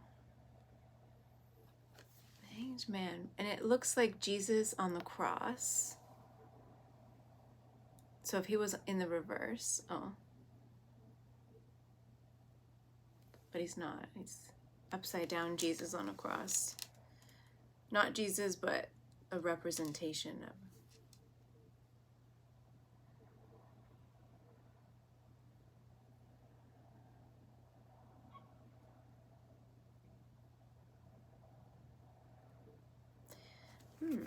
I haven't used these cards a lot either in reading, so bear with me. Four of Wands in reverse. That was in reverse. And then the Strength card. And then, ooh, and then at the bottom of the deck, the Tower.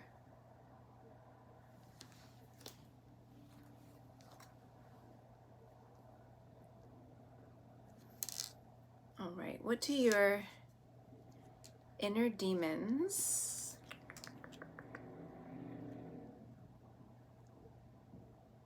have to tell you?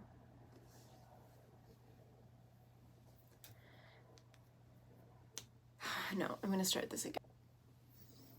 Okay, so I was going to stop the reading.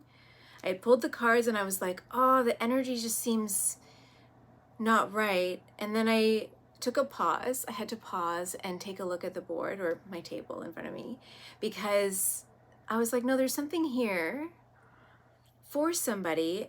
And honestly, all of these readings, sometimes, some days they run all together.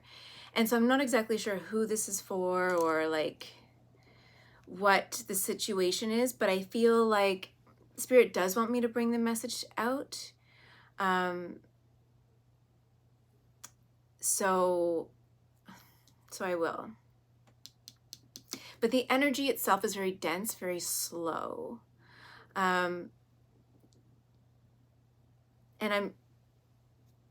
so that we have the Tower there. There is a major shift happening, like the universe is uprooting. They're saying like uprooting.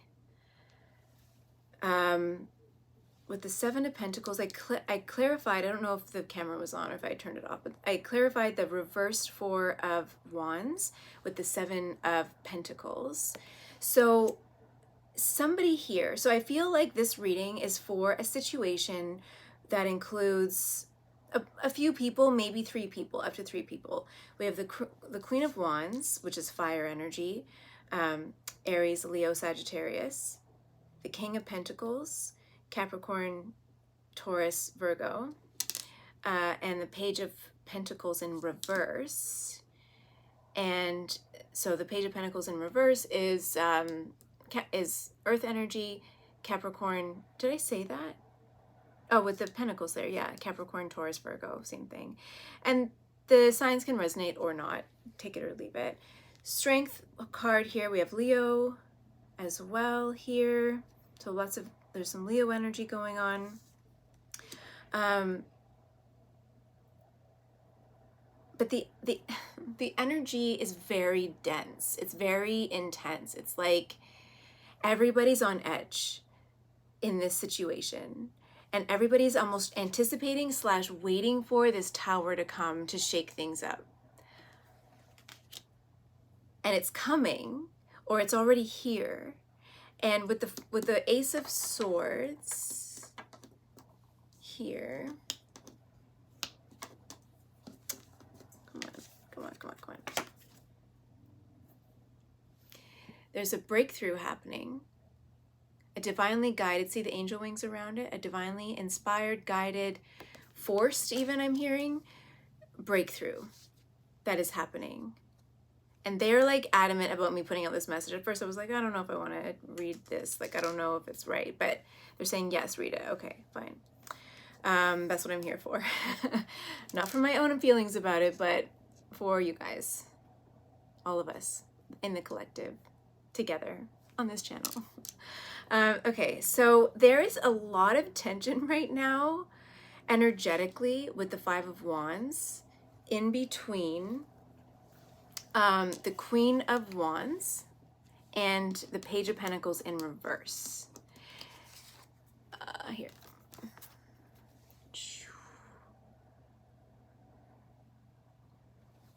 Queen of Wands is very fiery, passionate, strong as F.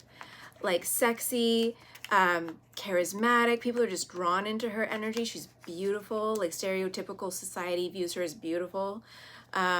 Stunning woman. She is confident. She's poised. She is a perfect balance of feminine and her masculine energy.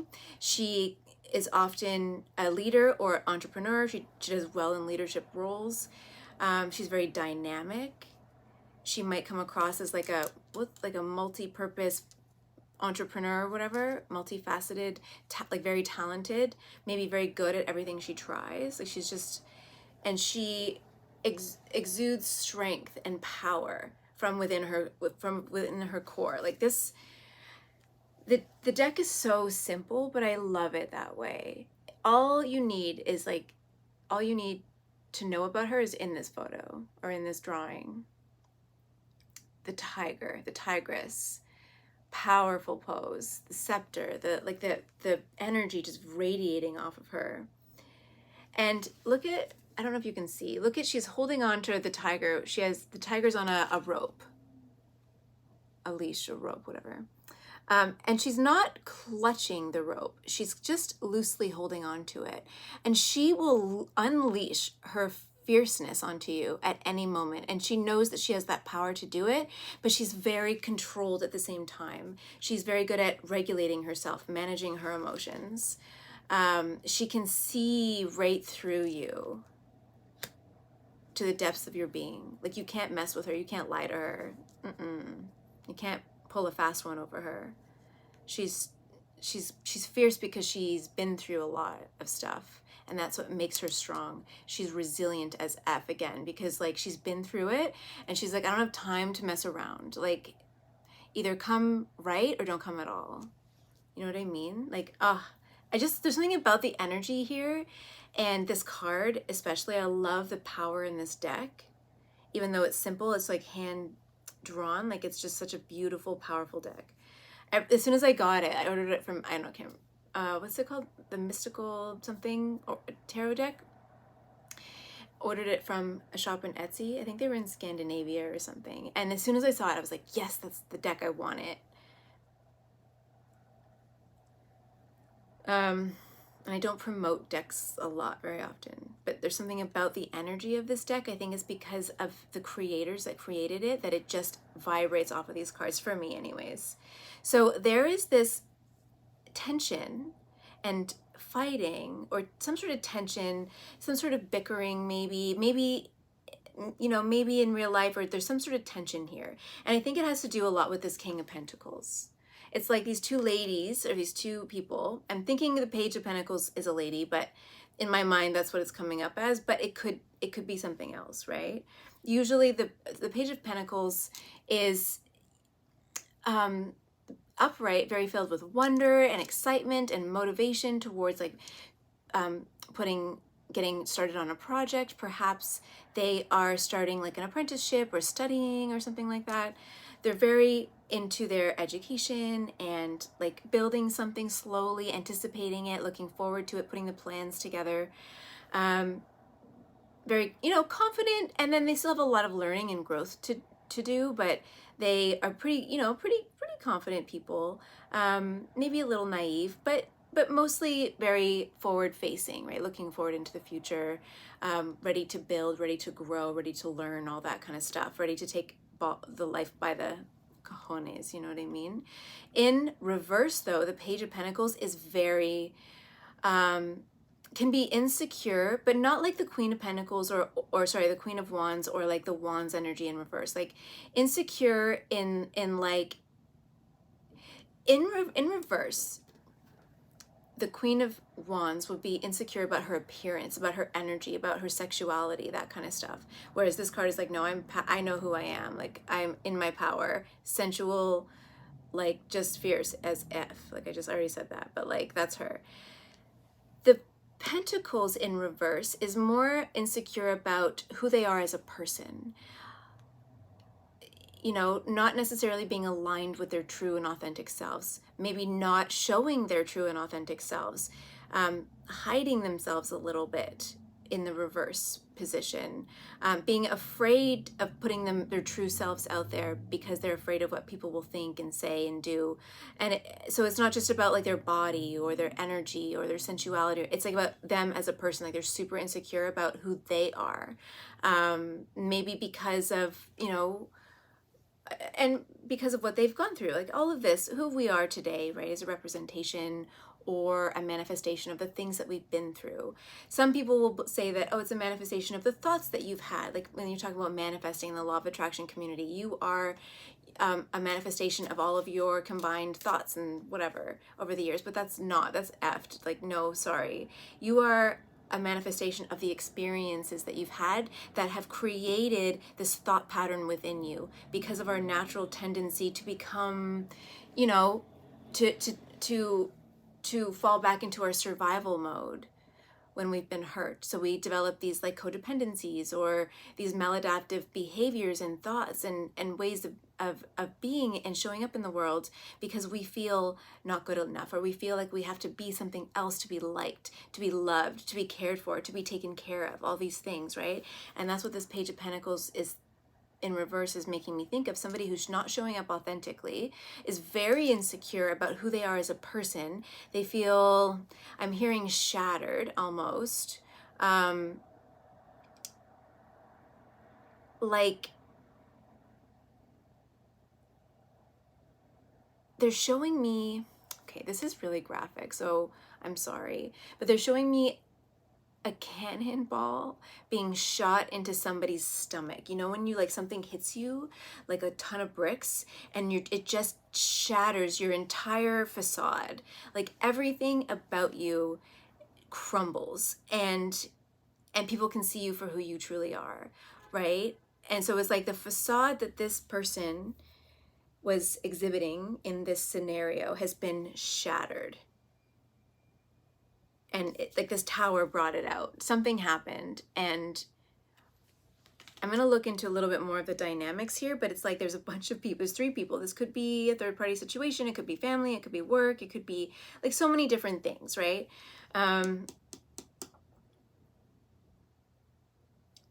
It's almost like these 2, this power couple almost, I'm looking at it, like this King of Pentacles here is underneath of the Queen of Rods, is like, and like the Queen of Wands is, they're looking at the Page of Pentacles like, what happened to you? Like that just came out of nowhere. Like that's the energy that I'm getting here.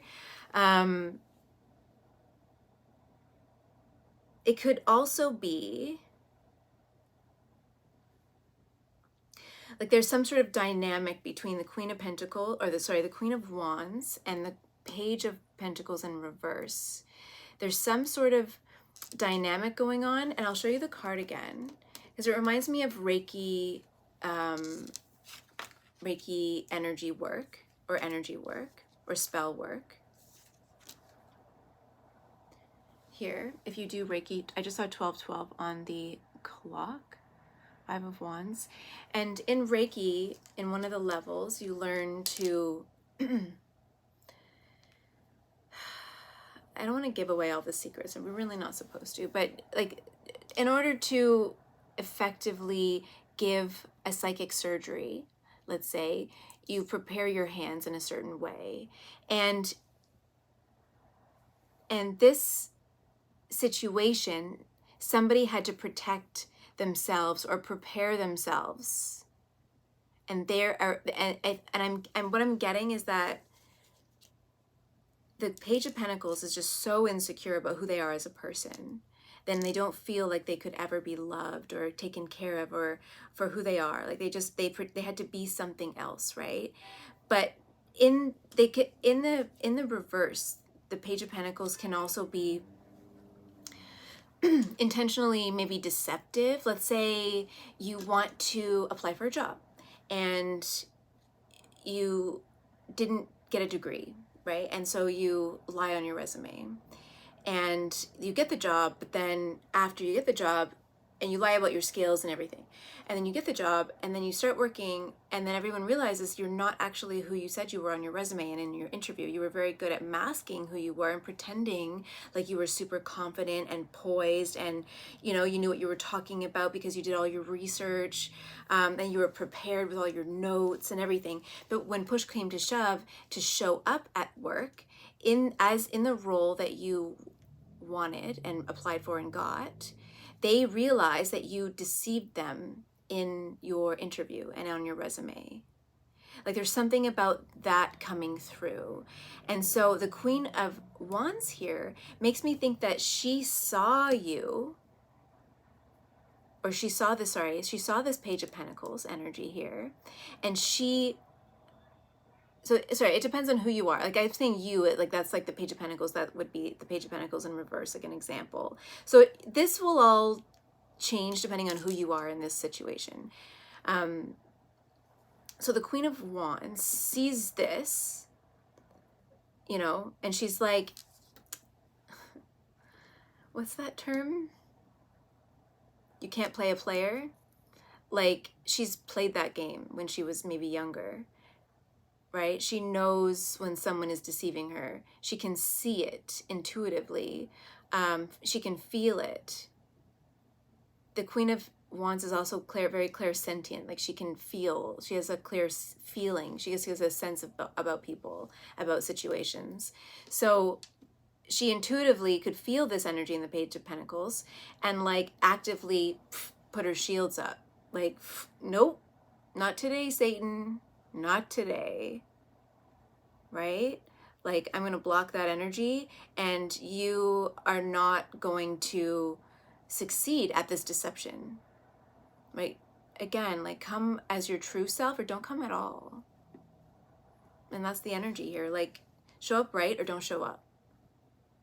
Don't mess with me. Like don't mess with me energetically.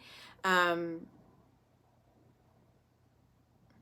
mess with my vibe. Like, who do you think you are? Who do you think you're playing with? That's the Queen of Wands energy here. That's what I'm getting. And then you're dealing with like this Page of Pentacles in reverse, who like tried to, what is that movie or that show? Oh, is it Working Moms? The one that's filmed in Toronto? So if you're Netflix Working Moms, I think it's a Canadian show.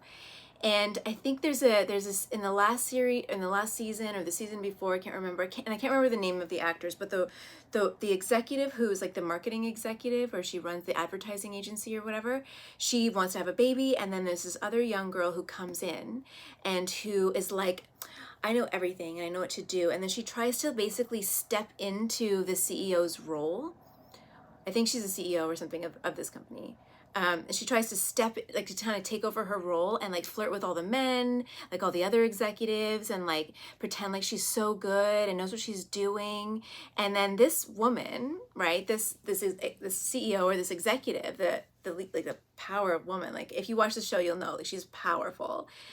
And she's not insecure at all until this girl comes in and she's like, oh, she's trying to take my job, or she's trying to take my spot because she wanted to have a baby.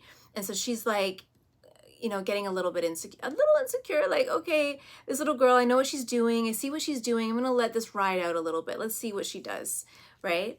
And then this girl, and I can't remember what the mess up was, but it was like an exceptionally big F up that this person did, this younger girl did on the show. Like she effed up. And then at the end of the day, like the CEO woman, right? She's like, yeah, you can't mess with this. Like you can't mess with experience. You can't mess with someone who's been through the ringer and came out the other side like strong and like fierce. You can't do it. And like you're trying to pretend to be all whatever, like you're so good and flirt with all the guys and like be friends with everybody and like Mrs. Nice Girl, but like we can see right through that facade. So don't even play me, right?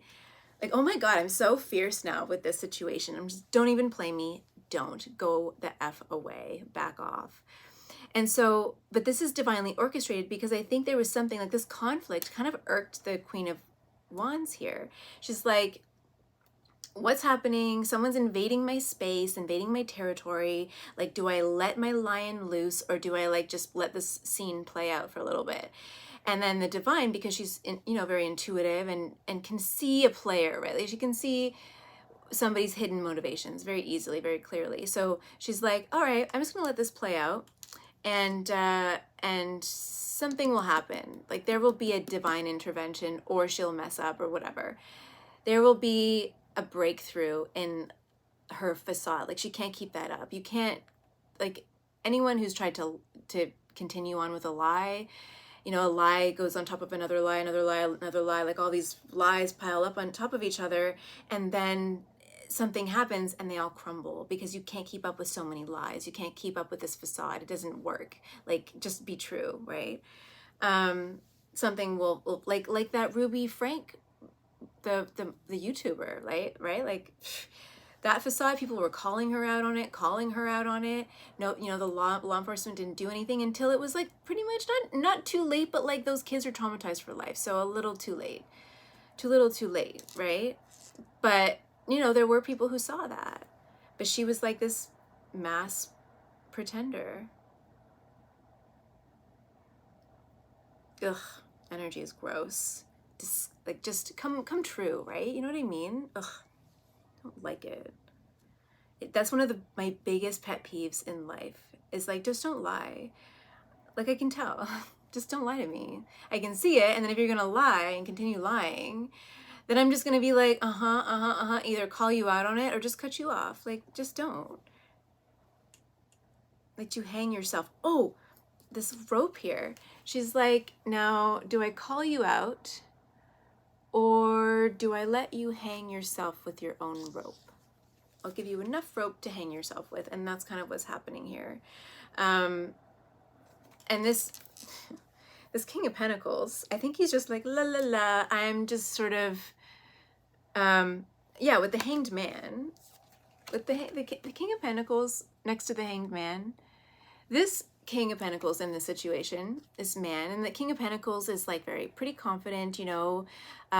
He's pretty controlled in his actions and in his thoughts, and like he's very methodical about what he's doing.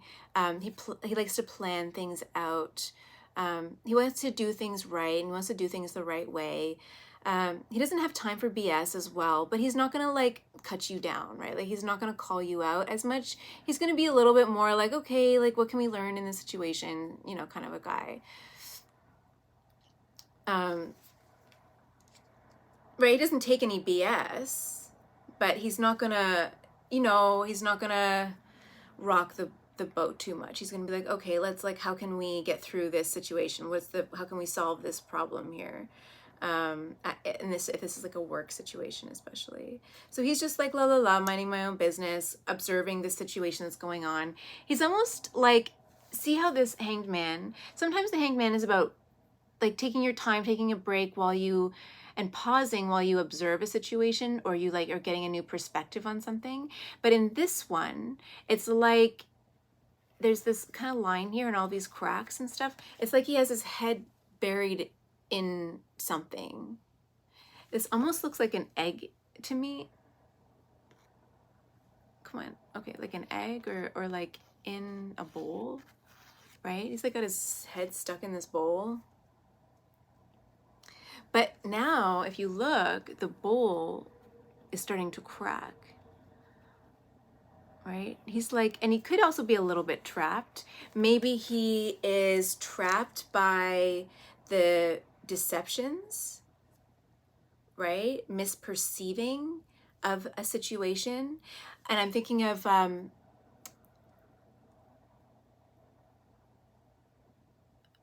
what is it? Bridget Jones, I think the first movie, where, what's his name? Like the brooding lawyer guy is all, you know, grumpy and just kind of miserable to her. Like, he treats her like shite, really. And then they end up bumping into each other at a dinner party, at a mutual friend's dinner party. And then, oh, no, that's not the scene.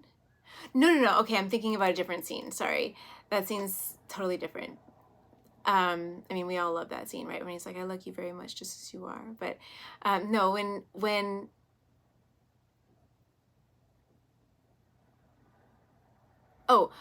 I'm trying to think, like, because this thing is in my head. 23 on the timer. So when him and Hugh Grant's character what's his name? The guy, the brooding lawyer guy.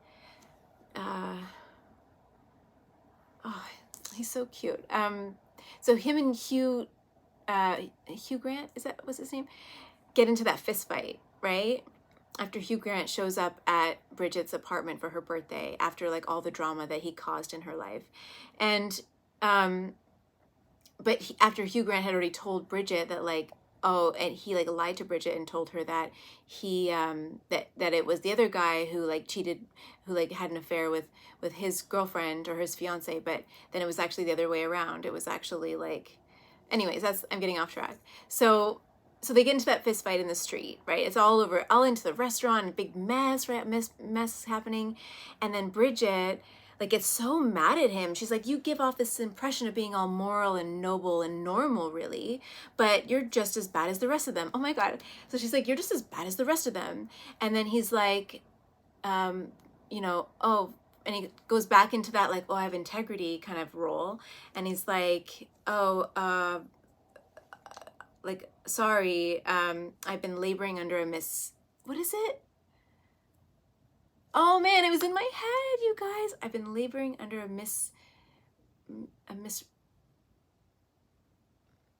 misrepresentation. Like, oh my God, no, I had it, like the thing.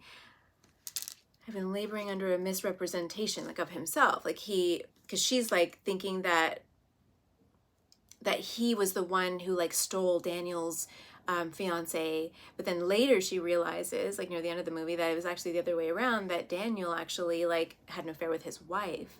And so it's like, oh my God, it's like, what happened here? But anyway, so he's like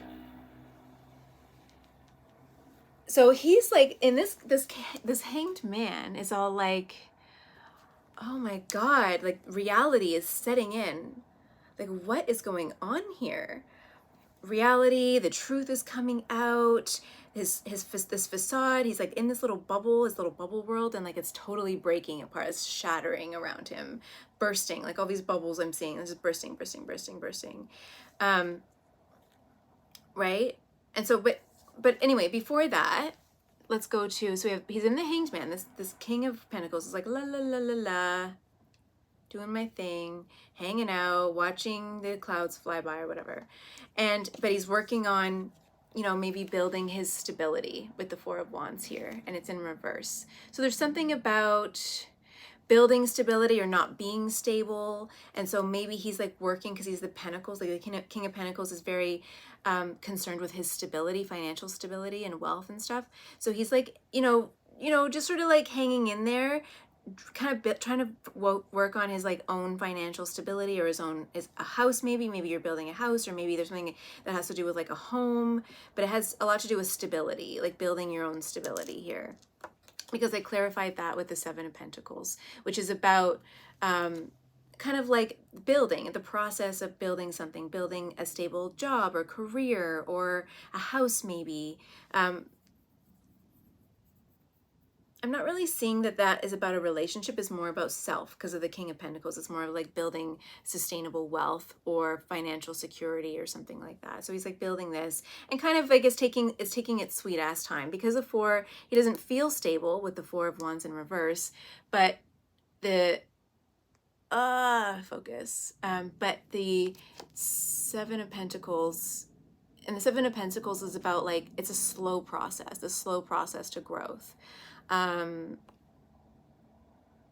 you can't always see it, right? You can't see what's happening underneath the soil when you're growing like vegetables or plants or whatever, but they are germinating, they are, you know, budding and whatever, and they are going to peek through the soil, and they are going to turn into plants, and they are going to turn into fruit and vegetables and food and stuff one day, or trees. They are taking root, but like it's a slow process. It's taking some time. So, and he's like trying to also, you know, really focus on his inner strength, on his well-being, on his security, on his own inner power, maybe, right? Maybe he's been through with the Four of Wands in reverse. He's like been through a lot, doesn't feel very strong, doesn't feel very empowered, doesn't feel very secure. So he's trying to build security, strength for himself, and that's what he's focused on. That's what is like focused on, that's going on. And then, but like above him, and this could be And there's a whole other scenario that we could talk about. I don't know if I'm going to go into that one, but there's like this going on, right? It's almost as if like this is going on congruently at the same time. So we have these two ladies or people or lady and a man or whatever. The Page of Pentacles, I'm saying lady, but like it could be a masculine energy as well, or like non-binary or whatever. So, or whatever, I'm not going to go into that, but it doesn't, not gender specific. So, okay, this is happening over here. This is happening down here, and he's just like, working on his thing. But this Tower comes in and shakes everything up. But why? This is a message from your inner demons. 29:22 on the clock. The end of something. And it has to do with relationships and connections. Like, I think these people are connected, but another note that I was talking about is this could be like, this is happening in the 3D, like this person, the King of Pentacles, is working on this, and then in the 5D there's like his spirit guides or people that are like battling for his soul almost. Does that make sense? It's like these two characters are battling over his soul with the Ace of Swords and the wings here, because see this breakthrough, but it's like divinely guided intervention, almost divinely inspired intervention. So it's like these two figures up here are almost battling it out for this person's wealth, for their soul, for their money, for their attention, for their whatever. But you can't see how the cards are laid out, but this is sort of how this is looking right here. So we have the Queen of Wands on top of the King of Pentacles, and it's like they're this power couple, or like very connected. So either they're this power couple, or like a business partners, maybe like powerful business partners. They could also be like, this could be your spirit guide. If you're the King of Pentacles, this could be like a spirit guide or an ancestor watching over you. And then there's this person who's very deceptive about who they are, like as a person, because they don't value themselves and they don't like themselves very much. And they don't think that by being themselves, they will get anywhere in life. So they pretend to be something that they're not, more important than they are, maybe self-important sort of energy coming through. But anyway, they're like battling it out for this King of Pentacles in some way. Now, if this is at work, this could be like somebody new, like I was talking about, somebody new coming in, a young person trying to take over your role, take over if you're like the Queen of Rods there, Queen of Wands, and you're like seeing so clearly through this, but like none of the other managers are seeing this person clearly, and you're like, okay, let's play this out. Let's see what happens. So it depends on who you are in this situation. If you're this Page of Pentacles watching this, because this is a message about your inner demons, I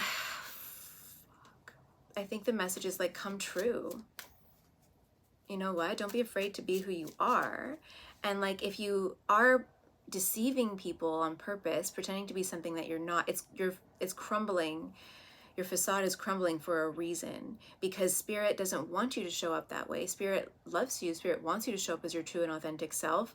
And the reason you're showing up in this mask is because you don't value yourself. You don't think that you're worthy. You have a lot of inner wounds that need to be dealt with, especially childhood wounds, because this is a page, and the page just can be like an inner child, stuff that's going on as well. Or this is like very childish behavior as well that's showing up there.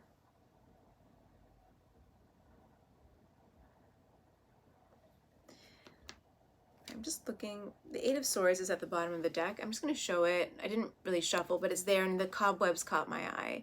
There's all this anxiety, right? Like the anxiety, like it's a very sticky situation with the cobweb sort of connecting to all of the swords.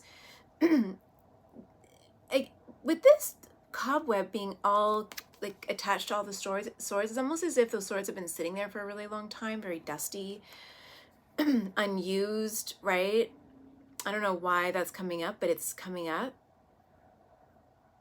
Or entanglement, enmeshment, maybe. That's something that's coming through as well. Like enmeshing yourself into a situation, causing a lot. If you're the spider, right? It depends, again, who you are in this situation. If you're the spider, you're like tangling this web. Oh, the webs we weave, I'm hearing. Oh, the webs we weave. Like, and eventually someone's going to pick up one of those swords and break your web up totally apart. Take that as it resonates.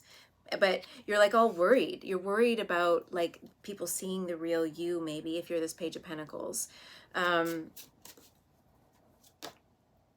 if you're, I mean, God, this is, again, okay, so I just shuffled and they want me to talk about this a little bit more. So let's talk about it in the perspective of everybody here. Queen of Wands and the Eight of Swords. She's like, I don't think this is her energy. I really get this feeling that it's the Page of Pentacles in reverse here. It could be a bit of the King of Pentacles as well. Like it's a sticky situation. I'm going to leave that. I'll come back to it. I'll leave it over there because the Tower is coming out. And I just feel this like, this untangling of this web of lies I'm hearing. This like web of lies. King of Cups.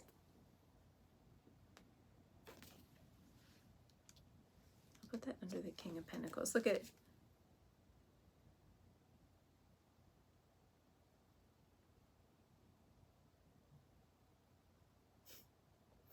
the King of Cups in reverse can talk about addictions or like getting trapped by your own insecurities and thoughts and emotions that you like fill a void with like chemicals or mind-altering substances to sort of like dull the sharpness of the emotions.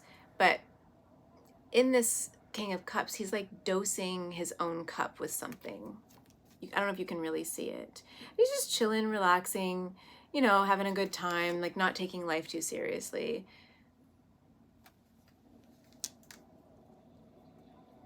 Again, that's the energy of like when I was talking about this King of Pentacles, like la la la la la, doing my thing, having a good time. And then this Tower comes in and is like, what is happening right now? And all this anxiety is coming out. These fears, these anxieties, feeling trapped, feeling like he's caught in a web. Like, and he wasn't expecting that to happen. It was like, he was this King of Cups, la la la, I'm gonna party, I'm gonna have a good time, everything's fine, not taking anything too seriously. And then all of a sudden, he gets trapped in somebody's web of deceit. And he's stuck, because it's sticky, right? Like he's like the bug that gets trapped by the spider. And, oh, and here we have the Fool at the bottom of the deck, right there. And the Fool is like, yeah, again, like the energy of like not taking anything too seriously, having a good time, like everything's fine, everything's working out, I feel so good, and I'm a little bit naive and a little bit playful and just like, you know, whatever, everything's gonna work out. I don't have to take responsibility for anything. But playful, like in the upright, the Fool is like excited about new beginnings and new opportunities, and you know, not trying to think too much, just trying to like go with the flow. In the reverse, he's like a little bit more naive and, you know, a little mischievous. All these cards fell. Oh, hold on. Okay, these all fell on the floor. So he's like caught. Man, okay. I don't know. Should I reshuffle these? The Emperor. Seven of Wands.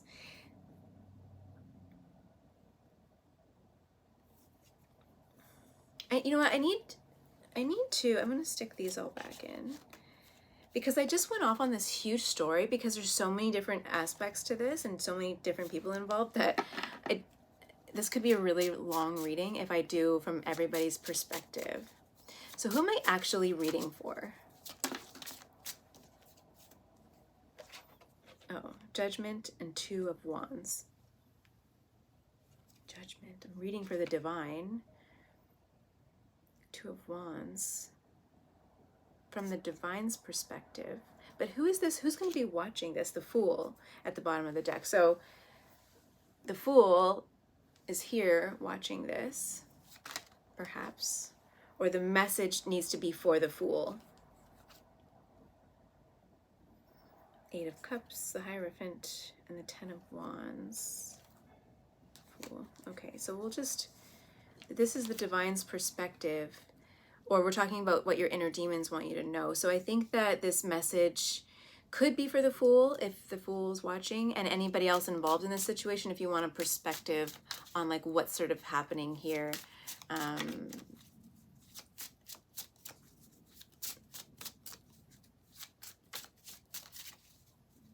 Okay, I need to refocus because that just got out of hand.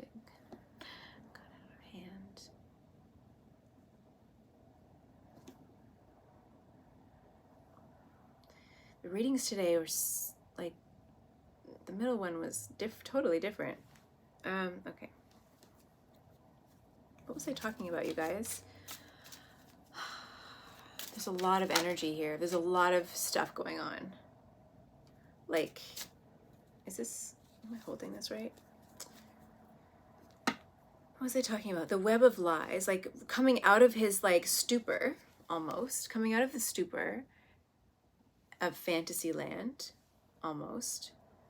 Tower comes in, creates this sticky situation. He finds himself trapped in a web of lies by some kind of a spider, I'm seeing. And he's like, I just see somebody like, oh, what do I do? I'm trapped. I'm trapped. And then we have the Eight of Pentacles. So this could be a work situation, or you're trapped by something. Let's get a little more. Trapped by what? Like trapped. Why is he trapped? Because he's working on his finances, working on his stability. The Magician in reverse. So like, remember I was talking about the 5D, like you have these people or something going on in the 5D or above this King of Pentacles, like this battle going on for your soul. I'm going to talk to the King of Pentacles here because it's easier. So like there's this battle going on for your soul up above you.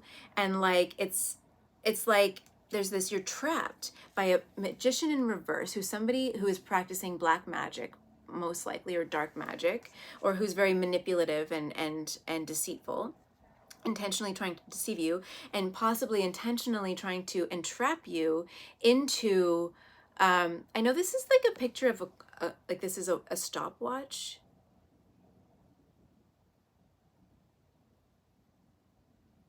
But you know what they're showing me? They're showing me like wind up toys. Like they're winding you up and then waiting for you to burn out. Winding you up and then waiting for you to burn out. Like this is a game. Like this is a very manipulative, deceptive game.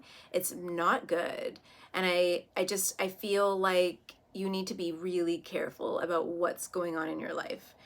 And so it's not just the winding up, like they're winding you up, right? Because a stopwatch, and they're constantly, what you see in movies where like men who have like stopwatches in their pocket, they're like always looking at them and putting them away like a toy, like playing with them. They're literally just playing this game and then like constantly checking on them. So it's almost as if this person like has you in their pocket. Sorry, my battery's at 20%. Yeah, like you're running out of batteries, running out of power. They're like playing with you, toying with you to like intentionally draw your energy away, like to steal your energy. And they're also checking on you constantly. Like it's like somebody who just, you can't shake, like they're always there. And you're like, oh my God. Like in the Elf movie, how the elf, like when he goes to work with his dad and he's just like constantly popping up and like talking and doing this and doing that. And the dad's like, okay, I'm going to send you down to the mailroom. But it's like, yeah, like they're constantly around, hovering, constantly checking on you. And it could be something to do with work, right? Like they're constantly all over you. It's like icky feeling. Eight of Cups. And I think you want to walk away from this situation, but because of this sticky web that you've weaved or that has been woven and you're stuck in it, you're like kind of trapped in that web. Like you want to leave this situation, but like maybe you're not. So like not only the Eight of Pentacles can also talk about work, right? So maybe you're trapped by a work situation, by money, by finances. Like you're trying to build stability and wealth, but like now you find yourself entrapped in this like sticky web gross situation. And like you're kind of like biding your time also is another message I'm getting with this clock. You're biding your time, like waiting for the right time where that you can kind of extricate yourself from this web. Like you want to, but like you can't, and there's just this like deceptive magician that's there, right? And they're always around, and it's like you can't get away. Ugh, it's kind of gross, actually. It's very manipulative. It's very juvenile. Sorry, I'm like just like gagging on the whole idea of this. Like loss of power, lack of freedom. Like nobody who cares about you would ever do that. Like who truly cares? They would never keep that kind of I just want to like, I have this like acid reflux, and I never get acid reflux, and it's just burning. It's burning my whole throat. It's burning my like esophagus, and it's like just like I want to just regurgitate something out. Have you ever seen that movie Anaconda? Okay, and take that as it resonates, but like where the snake, is it like the snake regurgitates the guy, like the whole man? It's such an old movie. I watched it when I was a kid, and he like, that anaconda wraps around that man and like squeezes him and breaks every single bone in his body. That's what this person is doing. They're squeezing the life out of you. And you're just like acid reflux, like stress, like you're anxious and and there's so much anxiety and stress, and it's causing you all this acid reflux and exhaustion. Like you're just like so depleted. And you thought going into this situation, whatever it was, you were just like building my wealth, great opportunity, everything's gonna be great, like yay, I'm just gonna take my time, observe this, I'm gonna master this or whatever. And then with the King of Cups, like la la la, this is so much fun, I can play around, I have all the things, yay me. And then it just hit you with the Tower, like I just walked into a trap. That's what it feels like. And the Temperance card. Okay, so the Temperance. There's like a chicken face and the sun, or like this face, and then the sand is draining into the sun. So it's just a matter of time. Like it's like timing. 10 of Swords at the bottom of the deck here. Look at this 10 of Swords. Oh my gosh. They were deceived big time. Deceived, stabbed in the back. They're like fighting it. They were like trying to get up here. Sometimes in the 10 of Swords, like they're completely on the ground, bleeding out and dead, right? Or dying. And this guy's like, okay, I can do it. I can make it. And he has like this one sword that he can use to prop himself up with. But he's just like, oh, maybe I should just give in. I don't know. Maybe I should just give in to death. Okay. Whoa. So what is this message, like your inner demon? What does your inner demon want you to know about this situation? Page of Cups in reverse.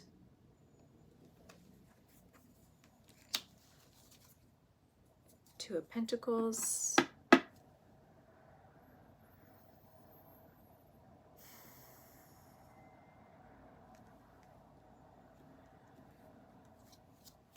There's something about, like, it's healing your inner child. Because this came out with the King of Cups, it's like that your wounded inner child attracted this situation, or what it did was it blindly, did you hear the motor, like the muscle car, like the engine outside?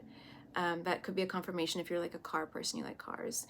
Your inner child blindly, especially because the Fool had come out, so, walked into this situation, not because that was your intention, but because that's what felt normal for you.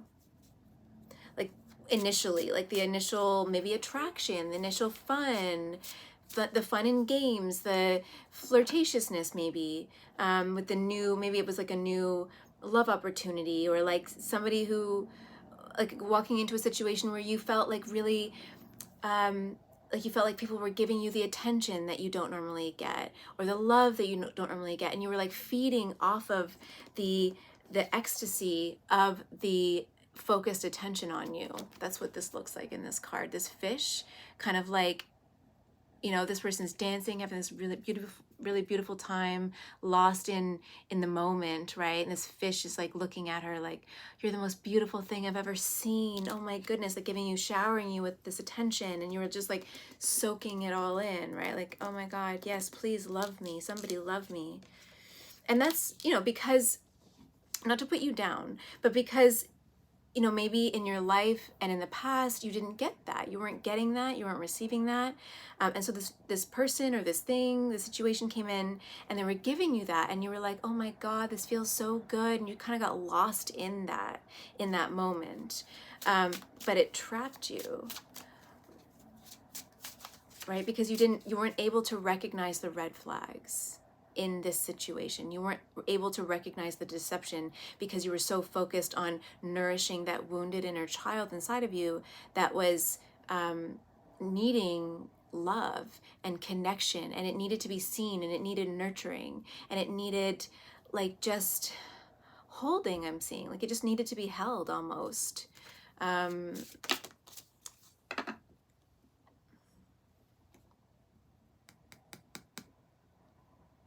Yeah, and then I'm just talking about that, and the moon card comes out. So definitely the inner shadows and something maybe being revealed. This could also be about family trauma or generational trauma being revealed as well, or something about family history or your inner child being revealed to you. So that your inner demons want to reveal to you that your actions or your inability to see the red flags or see the situation for the truth of what it was is not, it's not because you're a bad person, and it's not because you didn't, you know, that you wanted the situation to happen. It's because it was hidden from you because of your inner wounds, because you were looking to fill a void, to fill or find love and look for connection, look to be seen and heard and valued, hugged and kissed.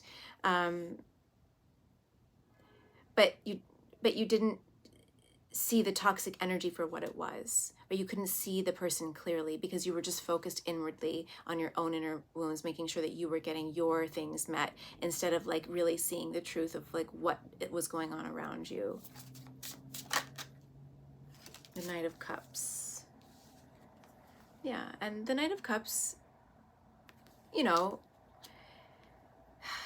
the Knight of Cups is very, look at, we have King of Cups, Page of Cups in reverse, Knight of Cups. Like, he's very charming, very flirty, gives a lot of attention, but he's not necessarily serious. He's like I think you went into this like, yes, like this feels so good. Somebody's paying attention to me, flirting, having a little bit of fun, no big deal, maybe some drinks if that's, you know, something that you're into, partying a little bit, getting lost in the moment. Like, this is fun. But then when it turned, and the situation turned, you were like, oh, I wasn't all that serious. Like, I just thought we were playing around. I thought we were like, if this is a romantic situation, although I do think it's tied to finances somehow, you're like, or it could be like a work relationship or a work situationship.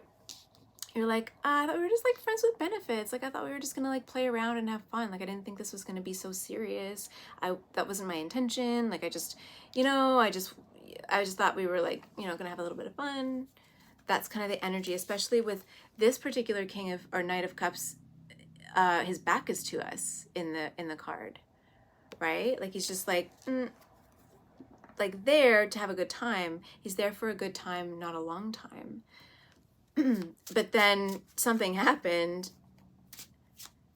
There's like so many, it's like all the horror movies, right? Like, people go in, they're like, here, I'm gonna have a good time, and then the murderer comes out, right? And they like lured you in with like, they baited you in with like party time and good times and sensuality and like play and whatever, like charm and charisma, and you're like, yeah. I'm just seeing like Matthew McConaughey, and I don't even know what kind of a role, but just like, yeah, like, here for a good time, all right, like, let's do this, like giddy up, let's go. And then like this spider comes out and like traps you, and you're like, oh my God, what did I get myself into? I need to get out of here, but like you can't back up. Like even this horse kind of looks like it's trying to rear. I just saw 333 on the clock. So the horse is almost like trying to back up. You know how horses kind of rear back right when they're spooked or afraid? That's what it kind of looks like. And you're like, oh my God, what did I do? What's going on? Fuck. Oh, sorry. I didn't mean to swear.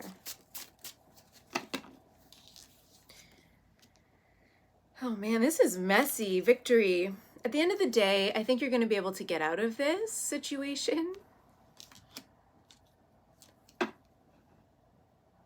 And so in this particular, I love this deck. In this particular situation, or this particular, normally it's like a man on a horse, like victorious, like, yay, I won the war, I won the battle, right? This one is like the wands are pointing to the exit. Here's the exit. There you go. Out of the amphitheater. Follow this route. Here are the signs. Here's all the lights. Here's the arrows. Go this way. So they're like pointing you in the right direction. Your spirit guides, your demons even, I think. Like, I think your inner demons are like, hey man, we gotta get the hell out of here. And like, here's the way forward. But you, here's the 9 of Swords. What was this? Oh, that was 8 of Swords. Did I say 9? This was the 8 of Swords. I just saw 54 on the timer. So you're protected and change is coming, but like you're like super anxious about this. Like you're all up in your head about this, and you're not seeing the runway, like the lights that are like pointing, literally pointing this way to the exit, this way. And I think that the exit, now underneath of the 9 of Swords is the Empress. So it could be that there's somebody guiding you. It could be a spirit guide. It could be a person. It could be a mother figure in your life. She's like guiding you here. She's like, okay, come this way. Here you go. Like waving red flags. I just see like somebody on a tarmac at the airport, like waving those like, okay, follow this route. And you're like all up in your head, like, no, what am I doing? I'm so anxious. Like all up in your head, not sleeping, overthinking, stressed out, stressing. And this Empress, she's like all beautiful and like, I just saw 5555 on the timer. So, oh my God, this reading has been like an hour, you guys. So big changes. So this Empress is like, sorry, I gotta show you this again. She's like, come follow me. And she's like full of life and like very, you know, just, she's gorgeous. She's just like very nurturing and loving and just like, come hither, right? Like come hither this way. And you're like, oh my God, what have I done? Like you're all up in your head. She's like, come over here. And you're like, oh my God, the agony of it all. Attica. Whoops. Oh my God. 3 of Pentacles here. Can be about working together, collaboration, getting help from somebody else, getting help from the universe, following your soul's purpose. 3, this is actually a key, right? In this deck. So it's like the Empress holds the key, I think, is what they're saying here. Like you need to work with her, go to her. Or, you know, like she holds the key in some way. So, like, how can you, okay, pile number 3, inner demon. How can you get out of this web? Like, what can you, whoa.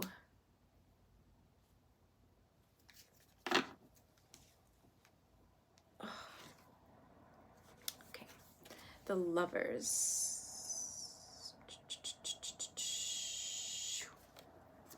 A choice, the Lovers can be about making a choice. It can be about a partnership, a divine partnership, a counterpart or a twin flame or something. And then the Hierophant is also about a higher level of commitment or spiritual truth or leveling up spiritually or becoming a spiritual teacher, right? Or finding a spiritual teacher who's going to be able to guide you, or looking for that, or a spiritual teacher coming in that's going to help you get out of this situation. But I also think that there's a lot of divine intervention going on here. So we have what order should I put this in? Yeah, so the Justice card to me with the Ace of Swords over there is like divine intervention, justice, karmic balancing is happening here. Three of Swords, maybe because of, you know, wounding and stuff, maybe because of this King of Cups or this like Page of Cups energy, or the Knight of Cups energy that you've maybe brought to people in the past, like just kind of this non-committal playing around kind of energy. This is like kind of circling back to somebody maybe. Or also return to sender, like the energy is being served back to somebody else in some way. Like that's how like there's balance being created here. Did I show? Oh, and then the Ten of Cups. Fulfillment, love, joy.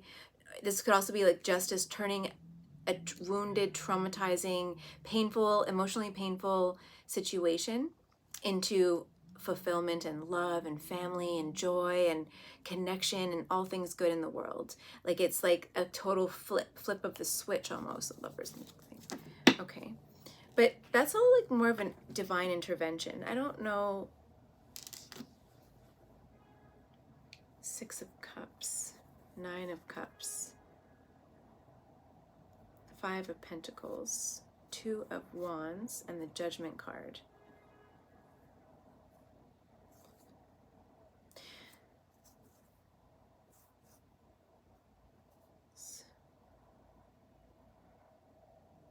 You're being asked in this moment to prioritize, to make a priority, make a choice, and where to focus your attention. Are you going to prioritize this sense of lack? Like maybe you're clinging to and trapped in this, it's like this person has you trapped by finances or work, like, and she's this, or he, or whatever, this web,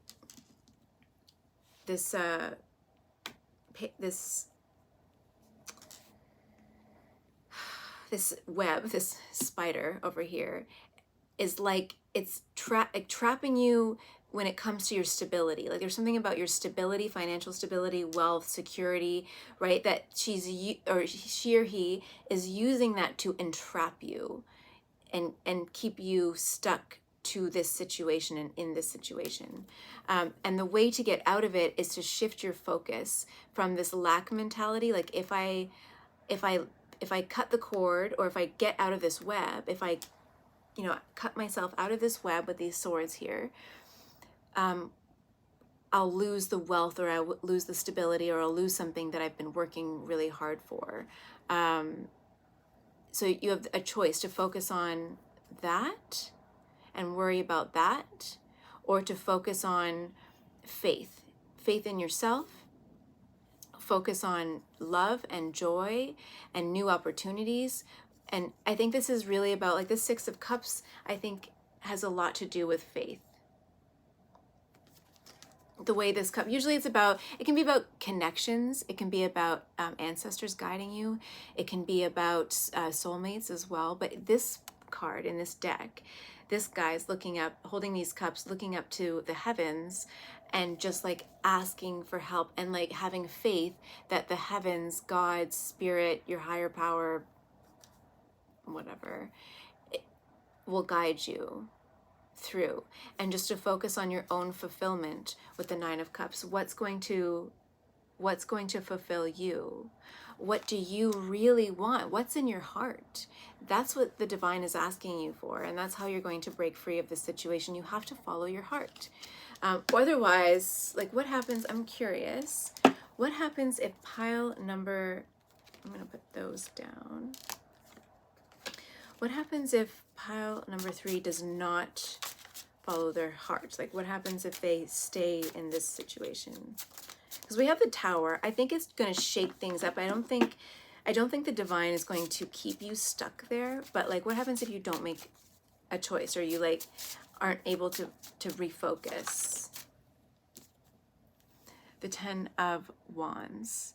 It's just going to be burdensome. This picture reminds me of, look, it's literally Jesus, like carrying his own cross to be crucified with the thorns on his head. Look at that. You're crucifying yourself by staying entangled in this web of deceit, grossness.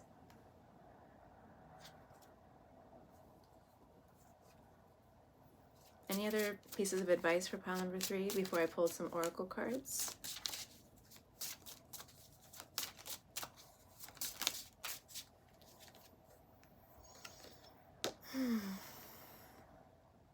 Have faith. Make a wish.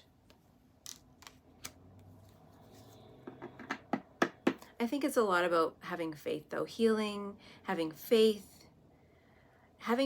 that the universe is guiding you and following the signs. I think this also has a lot to do with following the signs. Like this thing here is like this Empress energy person in your life, whether it's a person or whether it's like an ancestor or like a relative that's been passed on, or a mother figure or something.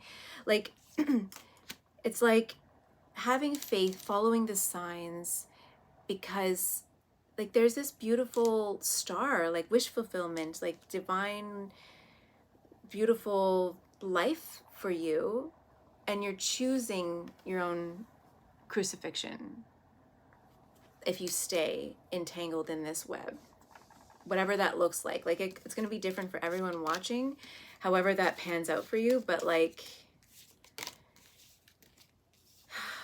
I think it's also a big lesson in following your heart and oh my God, 10%. That means I got to wrap this up.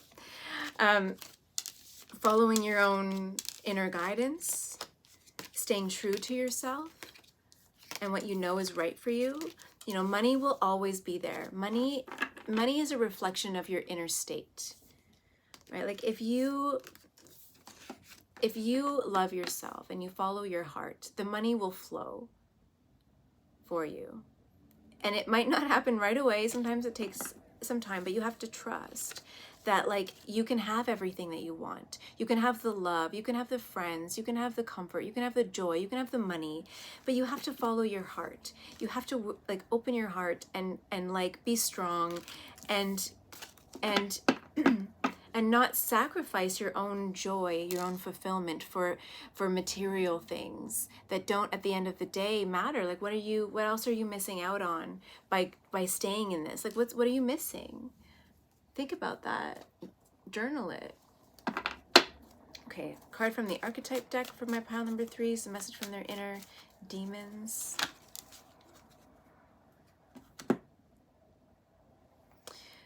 So I think this is, if this is reading this for the King of Pentacles and Cups, and the Cups energy I don't know if I went through it, but the Cups energy is Pisces, Cancer, Scorpio. So this came out in reverse. So the Queen here becomes arrogant when authority is challenged, controlling and demanding. So I think that this is that spider that you're trapped with. The light attribute is radiates the regal feminine, uses her benevolent authority to protect others. That could be both. Like that could actually be both in this situation. It could be the Queen of Wands and the Page of Pentacles, or the spider. I'm gonna say like the spider. So, you know, there's this going on in your life. These two entities or these two energies, right? One really wants to protect you and one wants to control you. Artist, and this came out in reverse too. So I'll read the shadow first. Using talent as an excuse to mistreat others, posing as the starving artist to elicit pity. Yeah, expressing a dimension of life that is just, or light attributes, expressing a dimension of life that is just beyond the 5 senses, inspiring others to see life symbolically. So if you're stuck in the shadow aspect of this, because it came out in reverse, this could be using your talent in terms of work or other, right? Your talents or your charm even, and posing as a starving artist to elicit pity. Like what part of you got entrapped in this situation because you were posing as somebody who couldn't take care of themselves and you wanted people to have pity on you, or you told somebody something about like about your past, like playing the victim, right? Like oh, this happened to me, and now I can't take care of the situation, or this person really hurt me and it's all their fault, right? And it wasn't me, it's all them, kind of thing. And then that might have been a little bit of a deception. And so people like, oh, let me like take pity on you and let me lure you into my web of lies and deceit, because you are this little victim that I can like control, right? Like you're weak. Not that you're weak, but like if you show up as a victim, then people are going to treat you as a victim. Energetically. Okay, and then I cut the deck and we have child, the wounded child. Light attributes. Awakens compassion and desire to serve other wounded children. Opens the learning path of forgiveness. Shadow attributes. Blames all dysfunctional relationships on childhood wounds. Resists moving on through forgiveness. So I think this is about forgiving yourself. Like maybe you're resisting leaving this sort of situation because you feel like you deserve it. Like, oh my God, how did I get myself into this? And you're kind of looking at it thinking, man, like I really messed up. And then you're not like forgiving yourself and letting go. And you're staying trapped in your wounds and your childhood wounds and like believing that this is what you deserve when it's actually not. And I think that Spirit is really calling you to awaken to your woundedness, to really look at yourself objectively and to heal those inner wounds and open your heart and change the way that you approach life and the way and what you prioritize. You know, is it like material objects or is it the people that you love? Because I don't think that there was anything in this reading that was like purposefully in terms of your energy, or like the King of Pentacles and the King of Cups energy, like vindictive or hurtful. But I feel like you're repeating like this or you're projecting this wound out into the world, and it's getting you into some sticky situations, like living your life as if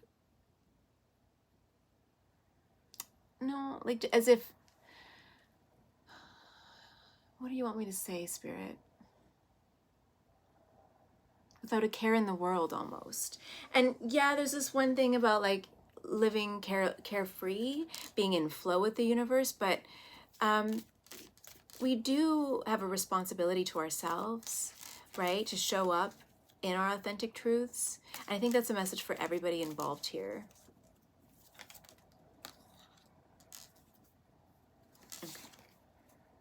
Aww. Now these, I don't know what this is necessarily about. We have flowers, romance, sweetness. This could be about the Empress, right? It could be like a mother figure or a woman that you would like to have children with, or the mother of your children maybe. Maybe you've been prioritizing work over family and you got caught in like a sticky situation. Loyalty, determination, the dog. And then we have groom at the bottom of the deck here. Aww. So I think it's like, where are your loyalties? Where are your priorities? Is what your inner demons are saying. And you're prioritizing things based off of your inner wounds. That wounded inner child that was abandoned. Maybe you didn't have nice things. Maybe you grew up with not very much. And so money and like cars and nice things and fancy clothes and all that is really important to you. And it's because you see that as like an elevated sense of self. That's how you want people to view you. But inside you don't feel like that way. You don't feel like you're good enough. You feel like you need to attain all these things in order to be good enough. Meanwhile, I think that there's this Empress energy around you, whoever that is, somebody who really loves you, who's like just come and everything's gonna be okay. Like just trust me, but you have to come to me. I can't do anything. I can't intervene. You have to come this way. And that's why like those the rods were all pointing down to like the exit, like come this way, and but you have to make that, you have to take that step. All right, anything else? And this could be about committing, right, to family with the groom here, committing to family, committing to a partner, committing to something bigger than yourself, right? Building security, yes, but what are you building security for? Is it just for yourself, right? Is it for family? And if it's for family, then are you doing it in the right way, right? Because at the end of the day, if a family doesn't feel secure within, in the home, in the hearth, in the heart, then the money doesn't really matter.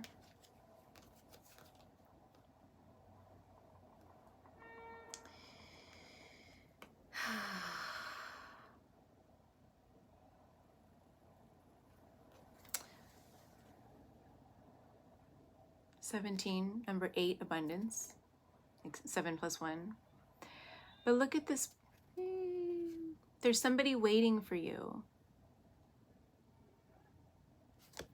There's somebody at home waiting for you. Could be a child, could be a mother, could be whatever, somebody who wants you to be there, to connect with you.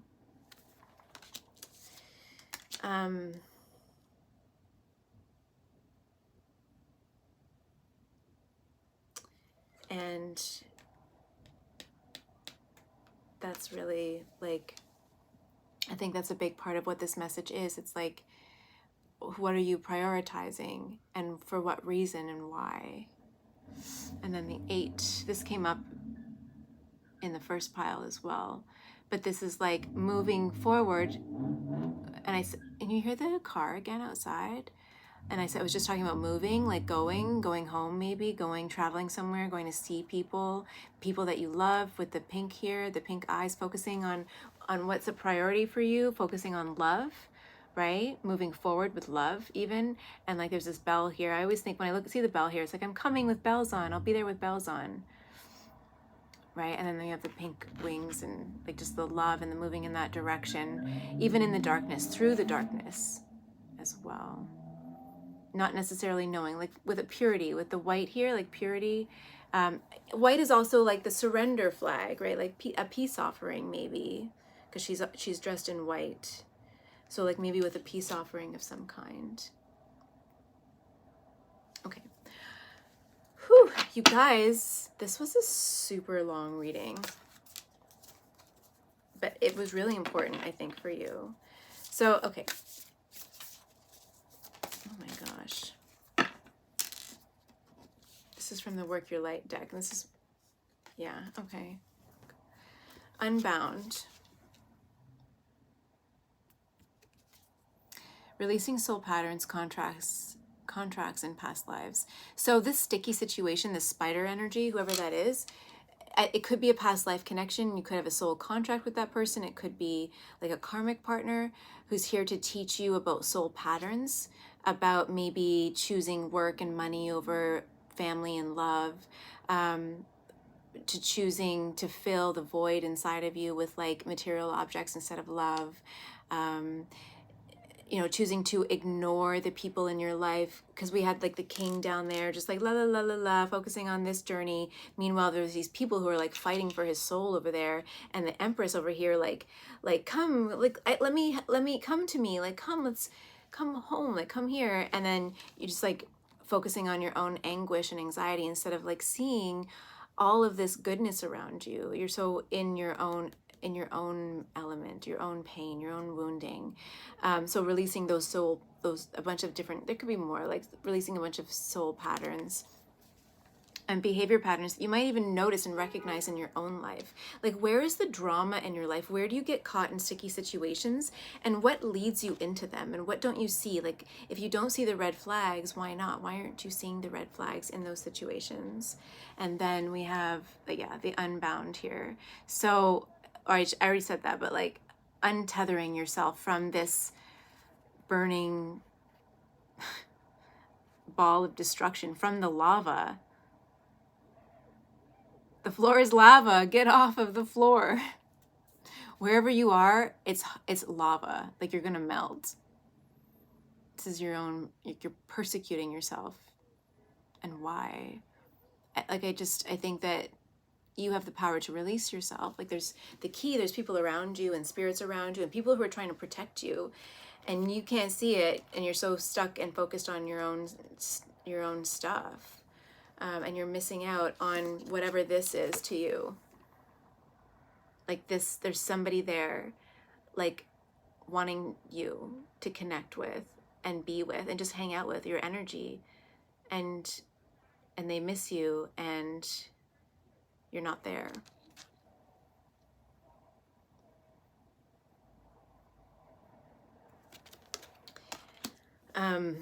That's all I have for you, pile number 3. Thank you so much for watching this like exceptionally long reading. I appreciate you sharing your energy with me, and I'm sorry that sometimes these messages come out really harsh, but I try my best to, you know, be compassionate and loving, but also firm, because sometimes we do need like spiritual lessons are not always easy. And we need a wake-up call, and this, I think, is your wake-up call. This really sticky situation is your wake-up call. You know, Spirit doesn't ever get tired of giving you chances, but how many times are you going to learn the same lesson, you know? So that's what I have for you, pile number 3. Sending you so much love and a big hug, because I think you really need it. And there are people around you that really love you if you would only let them, okay? And with that, if you like this video, give it a thumbs up. Subscribe to my channel if you're not already subscribed. And comment below, let me know if this resonated. And yeah, I'll see you in the next reading, okay? Have a wonderful day, evening, night, whenever you're watching this. Take a breath. It's okay. Like, we do these things because we've been conditioned to not see other people and ourselves and love and for what it really is. We've experienced some really tough things, and that's made us hard, right? It's made us unaware.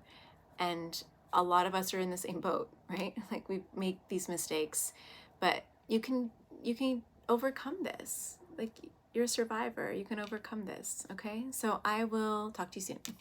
Bye.